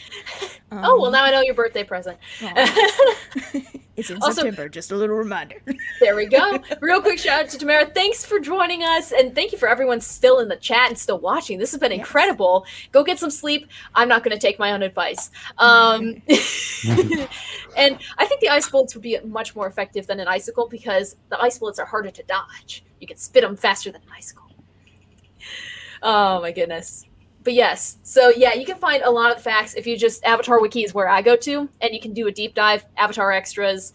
If you look up each of the episodes, they have all the special things listed. They even have the scripts typed out, which that takes a long time for this entire series. So they got it all transcribed, so you can see what the actual script was. And of course, the script always ends with this lovely little bit of Jet being frozen to a tree like the little wimp he is. I would have turned him over to the Fire Nation. Like, if I were in the gang, I wouldn't have cared. I would have been like, hi, I'm the Avatar. Take this guy to, like, just the pit. Just throw him in the pit. He's going to be a problem for all of us. Yeah, I guess it is kind of interesting that they didn't do anything with Jet. Like, they didn't like drop him off somewhere. Sokka just like shows up on Appa and is just like, we're leaving. Yep. Boom. Yeah, he does it very like yeah, like yeah. Like if snapping in a Z formation was a thing in this series, that's what he did. Oh yes. And also PJ, apparently the Amagi channel, haven't seen them. I'm going to check them out. Yeah, cool. Thank you, Rapunzel. Awesome resource, Rapunzel. And using the freeze containment like she does again later in the series. This is the first time, actually, that we see her use her frozen breath, which I am so jealous of. Do you know how easy my job would be if I had? She's froze water, though. No. In the pirate episode, she froze someone, right? Or no, the first episode, like on the ship, she goes to attack someone and freezes Sokka. Yeah, she accidentally freezes Sokka instead of who she wants to. But, like, again, just like... So is this the 10th episode? Yes. Yeah, so the 10th episode, look at how far she's come. So great. Oh, Mr. Miles. You want a sci-fi version of the series set hundreds of years in the future? I want to see what bending would look like. Oh, watch Legend of Korra. Yeah, it's basically during the Industrial Revolution. And let's just say they have cars. And they advance fast. Or cabbage core mobiles. Can't leave out our cabbage man. Yeah, but they're all automobiles. Let's be real. It's not quite, yeah. Oh, so you want it more sci-fi in the future, like advanced than what we have now. Avatar in space. I like it. Cool. But yes, so we finish out this episode. And we just get to do a nice little screw you to Jet, and they're off. And that's how the episode ends. Reactions as to this episode as a whole, PJ and Brandy. Brandy? Oh, see, look at them, such a gentleman. I like the episode. I like. I can understand why you may not like Jet. I can understand why you. Yeah. Despise. I guess if you want to push it that hard. I do. I want to push it off a cliff. And like, yeah, like I think Katara acts a lot out of character, and Aang definitely does. But you gotta remember that like they're all still kids. Like I think that they should be given the chance to act completely different from the way that they normally do, and they should be able to have like these human emotions and reactions to stuff like that. And again, I think that this episode does so good to just show you the gray areas of war. Like this whole planet has been at war for 100 years. I would think some people's screws have come loose at this point. Yeah. Well, PJ, the psychology of this is just kind of insane. I like I said, I appreciate the real true storytelling, and I know like some people are saying, oh, this is like, you know, this is on just, you know, certain times of the day when kids could be watching, but I do also think that older cartoons did this a lot in Western society. And I also think too that part of, you know, that the fact that I also think that this has been produced to do well abroad in Europe and Asia, in my opinion. Mm. Let me just say, by the way, I checked out that Amagi channel, Rapunzel. It looks interesting. So nice. I subscribe to that. And I did like this episode. I don't have enough of a reference, but I'm going to be all caught up for next week, Katie. And I'm going to be really gung-ho for next week. Cool. Oh, we got amazing stuff for because next week's episode is the worst. It's the worst it's the worst. It's the worst? No, it's not. No, it's not. Great Divide? We're doing the Great Divide, right? I know what episode it is. It's the worst episode. It's not. It's a good thing we're states away because I would fight over this. Girl, I will drive. It's on. PJ, get a flight. We're gonna duke it out in this quarter. Yes, exactly. Oh my gosh, Mr. Miles, wants to see the sci-fi. I could see an Orville Avatar crossover if you got some weird aliens that could actually bend stuff. That'd be cool. There's actually psychology breakdowns on the channel of Jet and Azula, so I'm gonna have to check that out. Ooh, all right, Azula. You haven't met her, PJ. You're gonna have fun with that. Is she gonna be on the panel too? Oh, she's. I was gonna say, she's not. I mean, we could get the voice actress, just do a cameo, be like, hey, we do this. And also, yes, gas is expensive, so we'll just leave it on our digital landscape. But with the episode done, we transition now to the fan theories, which Brandy has been hyping up, and then we have a couple of pics of fan art, and then we are free to go about the world and hopefully not be awful humans like Jet. So, no. Brandy, tell us, what is your fan theory? All right, I started with one fan theory, and in the midst of working on it, I came up with another, so we got two. And all right. As always, these might not be 100% original ideas. Like I read like so many like fan realizations, like screenshots from like Tumblr and Reddit and stuff like that, like just all the stuff. So this first one that I'm going to talk about, I don't know if it's 100% original. I might have seen it somewhere else, but I've fleshed it out a bit for you guys. So the old guy or the older gentleman, if you will, that Jet fights in the forest and then kind of like saves the day at the end when Sokka's trying to save everybody else. He is a Fire Nation spy. Yes, really? That was the realization. That was the face I was looking for. Katie. All right. Wow. Yeah. Okay, tell us a little more. Let's break this down, sheeple. Can I just say that I do think it crossed my mind that there would be more to the old man. Yes. Okay. All right, PJ and I on the same boat. Let's go.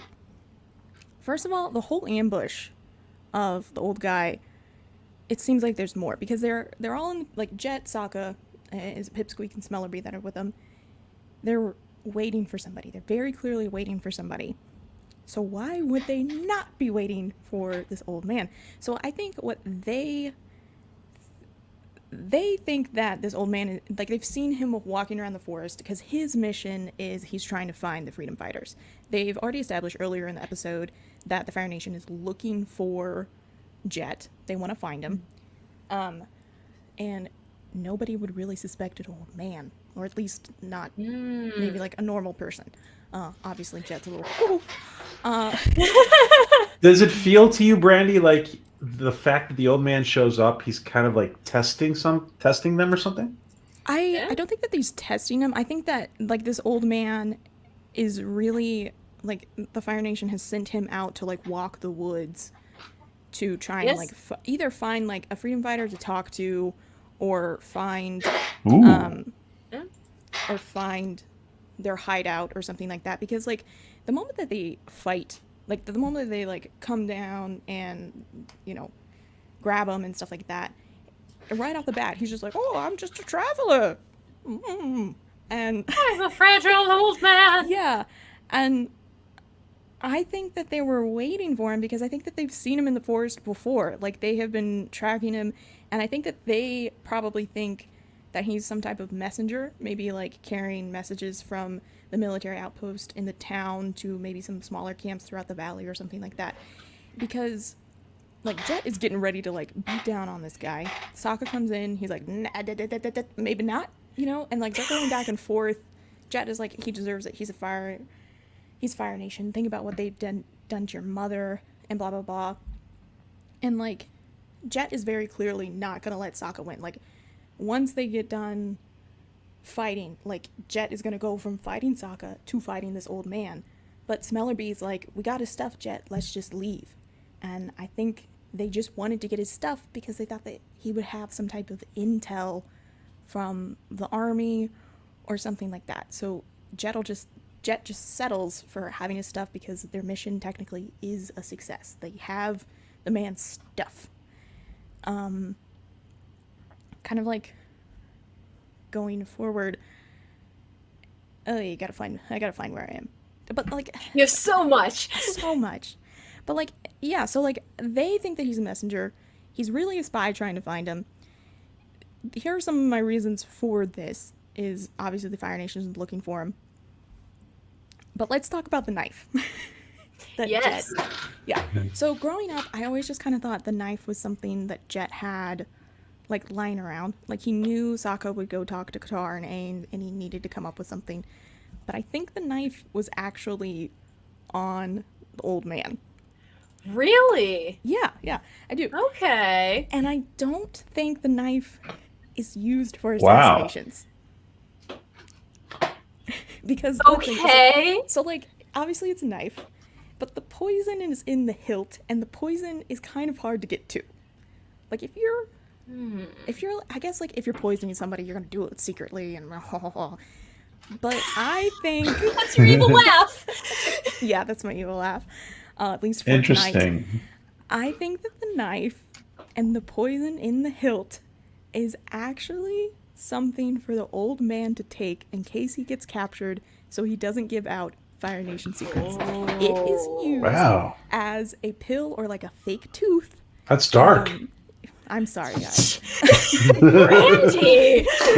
But, like, I think that that's how it's, like, being used. So, like, in movies today, like, you know, like, spies always have, like, a fake tooth that they break and it's filled with poison, or they have, like, a pill that they take or something like that. And I think that this is what the poison in the hilt was supposed to be, was if he gets taken, obviously the Fire Nation is not going to let, you know, any secrets be told or anything. They would, it just seems like something that the Fire Nation would do, like, you know, like, if you get taken, we don't need you anymore, you can just expire. Like, I just feel like that's disposable. Pretty much. The last kind of nail in the coffin, if you will, is at the end, when Sokka goes to the town and is like, hey, they're gonna break the dam, you guys are all gonna die, and the Fire Nation soldiers are not having it. They're like, oh, you must be a spy, get out of here. And the old man comes up and he vouches for Sokka. Why in the world would the Fire Nation army listen to an old man? Because, like, the Fire Nation, especially their soldiers, are kind of, like, portrayed as, like, know-it-all idiots that don't listen to anybody that doesn't outrank them. And so I think the only reason for them to listen to this old guy is for them to actually outrank them, and it's because he's a spy. Yeah, like this old man is an international spy who's like ready to throw hands, and nobody sees coming because, in his words, I'm just a traveler. You do that impression so well. You got the haggard old grandpa in there. Do it again. I can't do it. I'm laughing now, guys. Catch it on the replay. Oh my gosh. But yeah, also, this old guy is a spy, guys. I accept that. That's going to be... That's in my headcanon now. PJ, what do you think? I think... well, now... Obviously, you guys are saying this having watched ahead, right? Mm-hmm. Oh yes. So many times. There is, but I mean, obviously, there's good reason to believe you guys because you've watched ahead. But it makes sense. I think, yeah, it makes sense. It definitely to me, it seemed like the mysterious old man in the woods seemed like there might be more there. Like I felt like we might see him again, even. No. Well, do we? Do we? I think they use his animation style at least one more time, I think, in book 3. I'll have to go back and look. I don't know. I don't quite know. But yes. I think the thing that really does it for me is not only the Fire Nation soldiers listening to this old guy, but it again, it's just like when we first meet him, they're so clearly waiting for somebody. And it's somebody important. And then they attack him. And then they just... Like, why did they attack him? Just because they wanted his stuff? Well, then his stuff has to become important somehow. And then it has to be important enough for them to just leave him alone. Like, they don't take him back. So that's why I'm kind of thinking that they don't realize that he's a spy. He's just kind of like a messenger. And that's why they wanted his stuff. So, what's his name? So Jet is really correct, right? This would put him in the correct light, which I don't like now. I might have to reject this headcanon just for that purpose. Well, I mean... He's right to be concerned if you're saying what you're saying is true, right? Yeah, but like, I get what you're saying. I'm just trying to like formulate. I mean, I'm not saying they should kill him, but you know. No, but like, it just... Like, it seems weird for them, because like even at the dinner before, Jet's like, oh well, Sokka, you can come on a special mission with me tomorrow or something like that, and so I think Jet is just like trying to like show Sokka that they're doing right or something like that, and so maybe Jet was gonna explain to him why they were doing what they were doing, and then it just kind of escalates because Sokka was like, hey, maybe we shouldn't beat the old guy, and blah blah blah blah blah.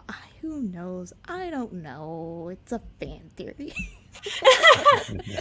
And fair point, Jet still used that knife to his advantage to keep the Avatar around, so... Yeah, which I think like, maybe he didn't... Like, Jet thought that he was going to get some intel that he really wanted, and then it turns out that the old man didn't have anything in his bag. But then he's like, oh, well, he does have this knife. This, mission wasn't a complete disaster. Like, I can still spin this in a way to where I still win Katara and Aang, because he really does need Katara and Aang for this whole flooding the village thing to work. So. Interesting. Yeah. Alrighty, and also, do we have any more? Because I'm going to be late to eat upstream, but I love this so much. It's fine. It's fine. This is a 22-minute episode, and we have spent 2 hours talking about. What time are you starting, Katie? It's like 7:30. We're good though. I texted him. He said we're good to be a little delayed. All right. I'm so but yes, sorry. are there any others? Oh, it's fine. There is. Okay. Do it. I like this fan theory. I as far as I know, this is an original one. But I also don't like it because it kind of gives Jet a lot of excuses, and that's not what I'm trying to do. But Jet's parents were the original leaders of the freedom fighters. Okay, that would make sense, because then that's how he gets the resources. Okay. Yeah. As much as I don't like so it. let's, but that's interesting. Or like either that or like very high ups, right? In the they're the leaders or they're originally part of it. But like kind of like the area that we're in right now. So like this village again, I think it's called Gaipan. I don't know if I'm pronouncing that correctly. But like poor Jet. I'm starting to like him even more and more after Brandy. No! Yeah, Brandy, just go on. I'm gonna have a Jet shirt next time. I'm winning. Oh my gosh. But anyways, so like this village is the biggest village in the area, and then like in the valley throughout the forest there's smaller villages in my headcanon. So Jet is from one of those smaller villages, and so when Jet is young, the Fire Nation comes in and controls his village, and the villagers can't put up much of a fight because all the other earthbenders in the area have gone off to join the Earth Kingdom army. And so it's just kind of like left the traders and what have you. So the village is basically defenseless. And so the Fire Nation easily takes over it. And so I'm saying Jet's parents are the ones that kind of like build up this rebel force and kind of liberate the village. But in the course of them doing so, they kind of force the hand of the Fire Nation army, and the Fire Nation army actually ends up burning down the village. And so the majority of the village... this is dark, guys. I'm so sorry. The majority of the villagers die, and there's only a handful of adults who later become the freedom fighters, and the children are left. So nice of them not to kill the children. But throughout the course of the couple of years go by, and maybe they have like smaller victories, but they're really just trying to get rid of the Fire Nation throughout the whole valley. And so they have some small victories. Maybe they lose a couple of more people, and so their numbers start dwindling, and so they start training the children how to fight. More importantly, they train Jet how to fight. So yeah, I think it really, it's totally believable. Yeah. How did he get so good with his little knifey knife? Precisely. So when Jet is 8, specifically 8. Well, Jet says that his parents died when he was 8. Oh, okay. And what does Jet witness the death of his parents in front of him? I believe so. They tell it in book 2. That was it. That's what I didn't watch. Okay, well this is wrong because, anyways, Jet's parents go on a mission, and it's like the last, if they win this, the Fire Nation will leave the valley. The mission goes south. His parents die, and Jet and his parents kind of have this agreement that if they were to leave, Jet has to take care of the other kids, and kind of this promise of him taking care of the other kids. Kind of like Sokka and the Southern Water Tribe. A bit, yeah. Okay. So the rest of the adults of the freedom fighters all die during this mission, and the only ones that kind of remain are Jet and Pipsqueak, because the rest of the kids didn't come along because they're 8, 7, 6, who knows. So they go back to the hideout, and it's just them. And so Jet is kind of is keeping this promise to his parents to watch over the kids, But at the same time, he also wants to continue his parents' mission of getting rid of the Fire Nation throughout the valley. Okay. And that's kind of like a little bit of the story. I like it. Yeah, I like it. But like, let's look at the evidence, okay? That would make me hate him a lot less. That's true. And like they do say his parents were killed in an attack. The military forces. Why would the military decide to attack a village when they could go after Omashu? So like, obviously Jet has. We've already kind of talked about it. Obviously Jet has had some type of training because he's very skilled with his hook swords. Skilled enough to fight like grown men in the army, and skilled enough to fight Aang, the freaking Avatar. That's a good point. Up to this point, Aang has won like every single battle that he's had, basically, in the series, almost. And like Aang was losing this fight. The only reason why Jet lost was because Jet didn't see Katara as a threat, and she caught him off guard.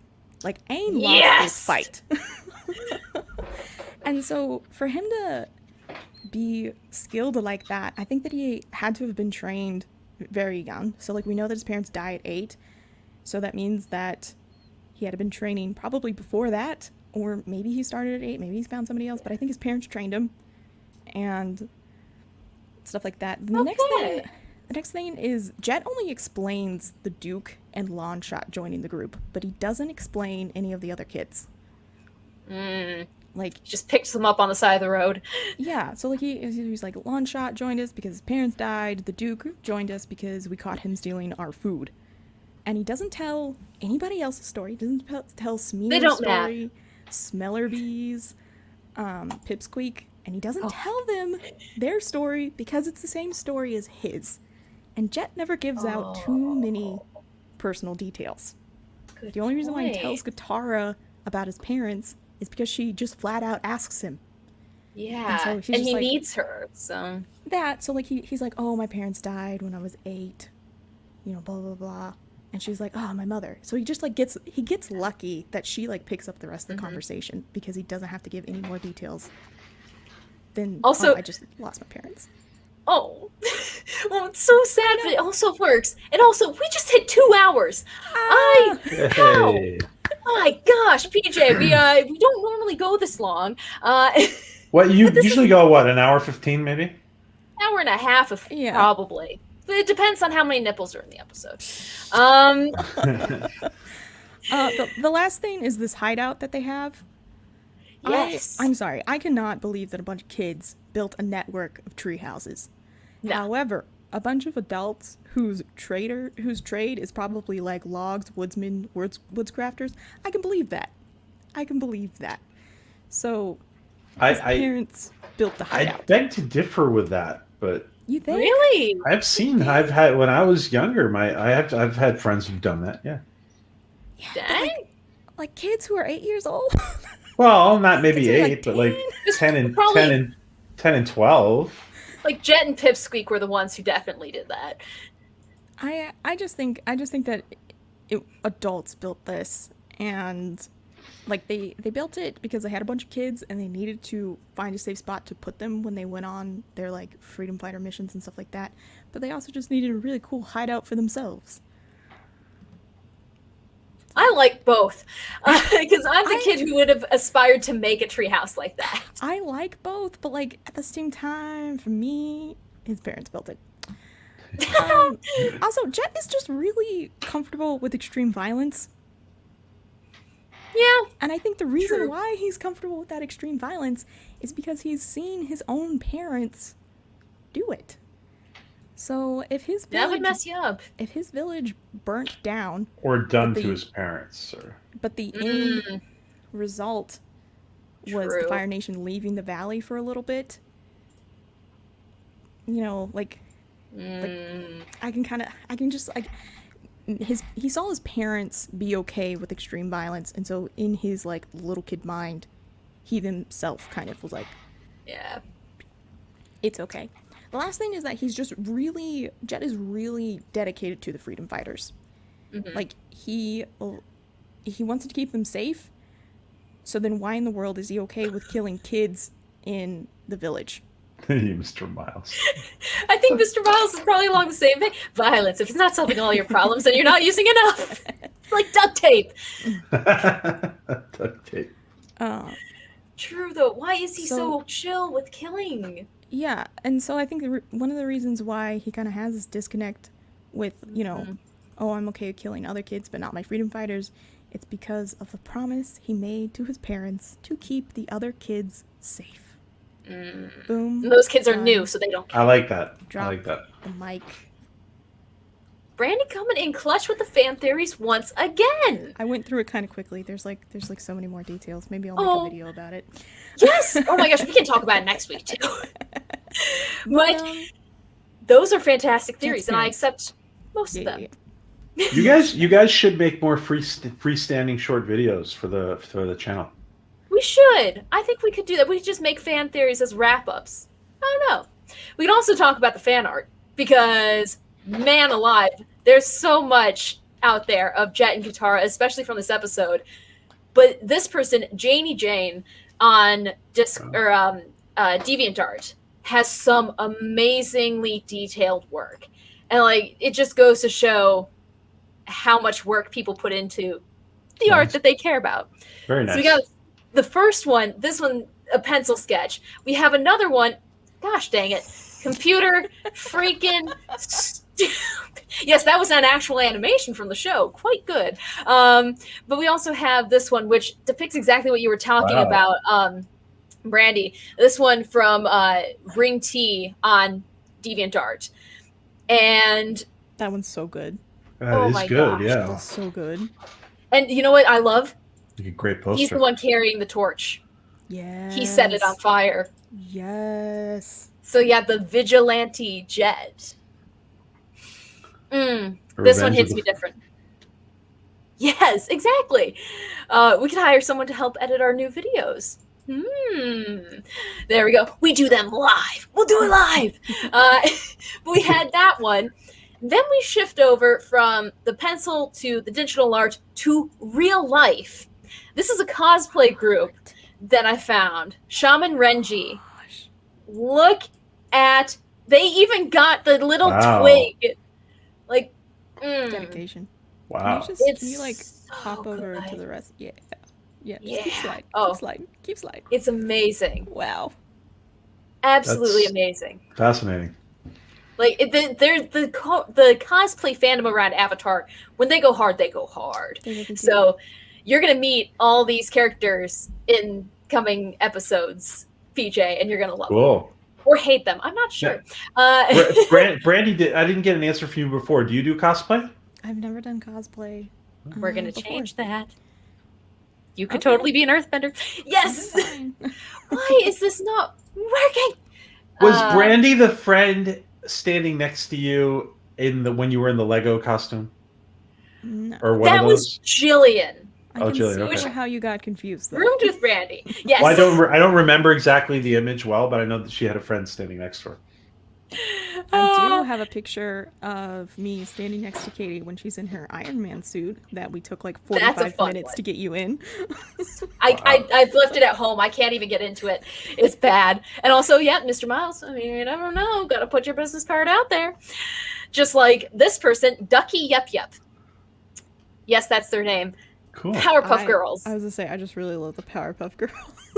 Which, if you love this one, just wait a second, because they made it into a series. Very adorable series. Oh my god. And so you got Zuko and all these characters, which we didn't even see Zuko in this episode. No, but and that's like one thing. So like when I think of season 1, I'm like, of course Zuko's in every single episode, and he's like, no. Like we get him maybe every other episode. If we're lucky, you gotta taper the angst that you get. I guess, and Zuko definitely brings the angst. And here's my last photo that I found. I'm saving this one for last because I think this just shows who Jet is. He's the leader of the freedom fighters. He lives in the trees. He has a world on his shoulders, and he is the power behind them. That's great. I love this art. This is from Fofafa, I believe is how they pronounced it. But I really like this one, but I think that the one where he's like walking away from the fire. yeah, I think that really kind of tells you who Jet is. true. Oh gosh, what is seen cannot be unseen. Ah, yes, gotta love the internet. Oh, yeah. Don't look up that list. It's awful. Nope. But you can always watch more Avatar: The Last Airbender. So, You can. all right, everyone. Final thoughts on the episode, PJ?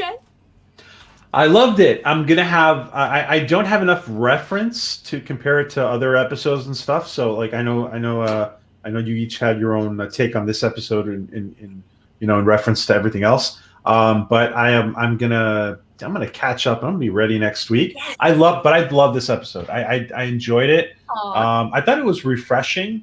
To what we've seen lately. I've been watching so many different things.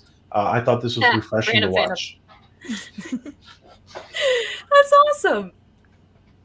Brandy, You know I love this episode. fair point. I don't know why. I don't know why you don't like it. I also don't know why you don't like The Great Divide, but we'll save it for next week. The Great Divide is terrible. The Great Divide is awful. We'll talk about it. Yes, Jet is the Lorax of the Earth Kingdom forests. That could be it. Yeah, but like at the same time, like I think he would burn down the forest if it meant the Fire Nation leaving. So He's a screwed up Lorax. I don't know about that one, Brianna. But that everyone, you like the episode, you don't like the episode, we still had a great conversation about it. So I think this was a resounding success having our first guest on the show. PJ, thank you so much for coming on. Yes, thank you so Honored much. to be here. Thank you. And thank you to the chat, because seriously, our chat has been lighting up. Rapunzel, Brianna, Mr. Miles, always there, always clutch. Space Kissinger, thank you so much for popping by and for coming and watching us. Let's scroll back through very fast because we had so many comments. Deej, Captain thank Trek. you so much. Captain Trek came by. Maria. We had Maria, too. Man, PJ, you have a good memory. Jacob, Archer Barton, thank you for coming too. We got so many people. Tamara, I'm terrible with names. Thank you guys all so much for stopping by. We really appreciate it, and hopefully you'll join us next week for another spirited conversation about the Great Divide. And yes, it's gonna be good. All right, everyone, I'm going to click end broadcast, not leave broadcast this time, Yes, and we'll yes. see you next week. Bye, everyone.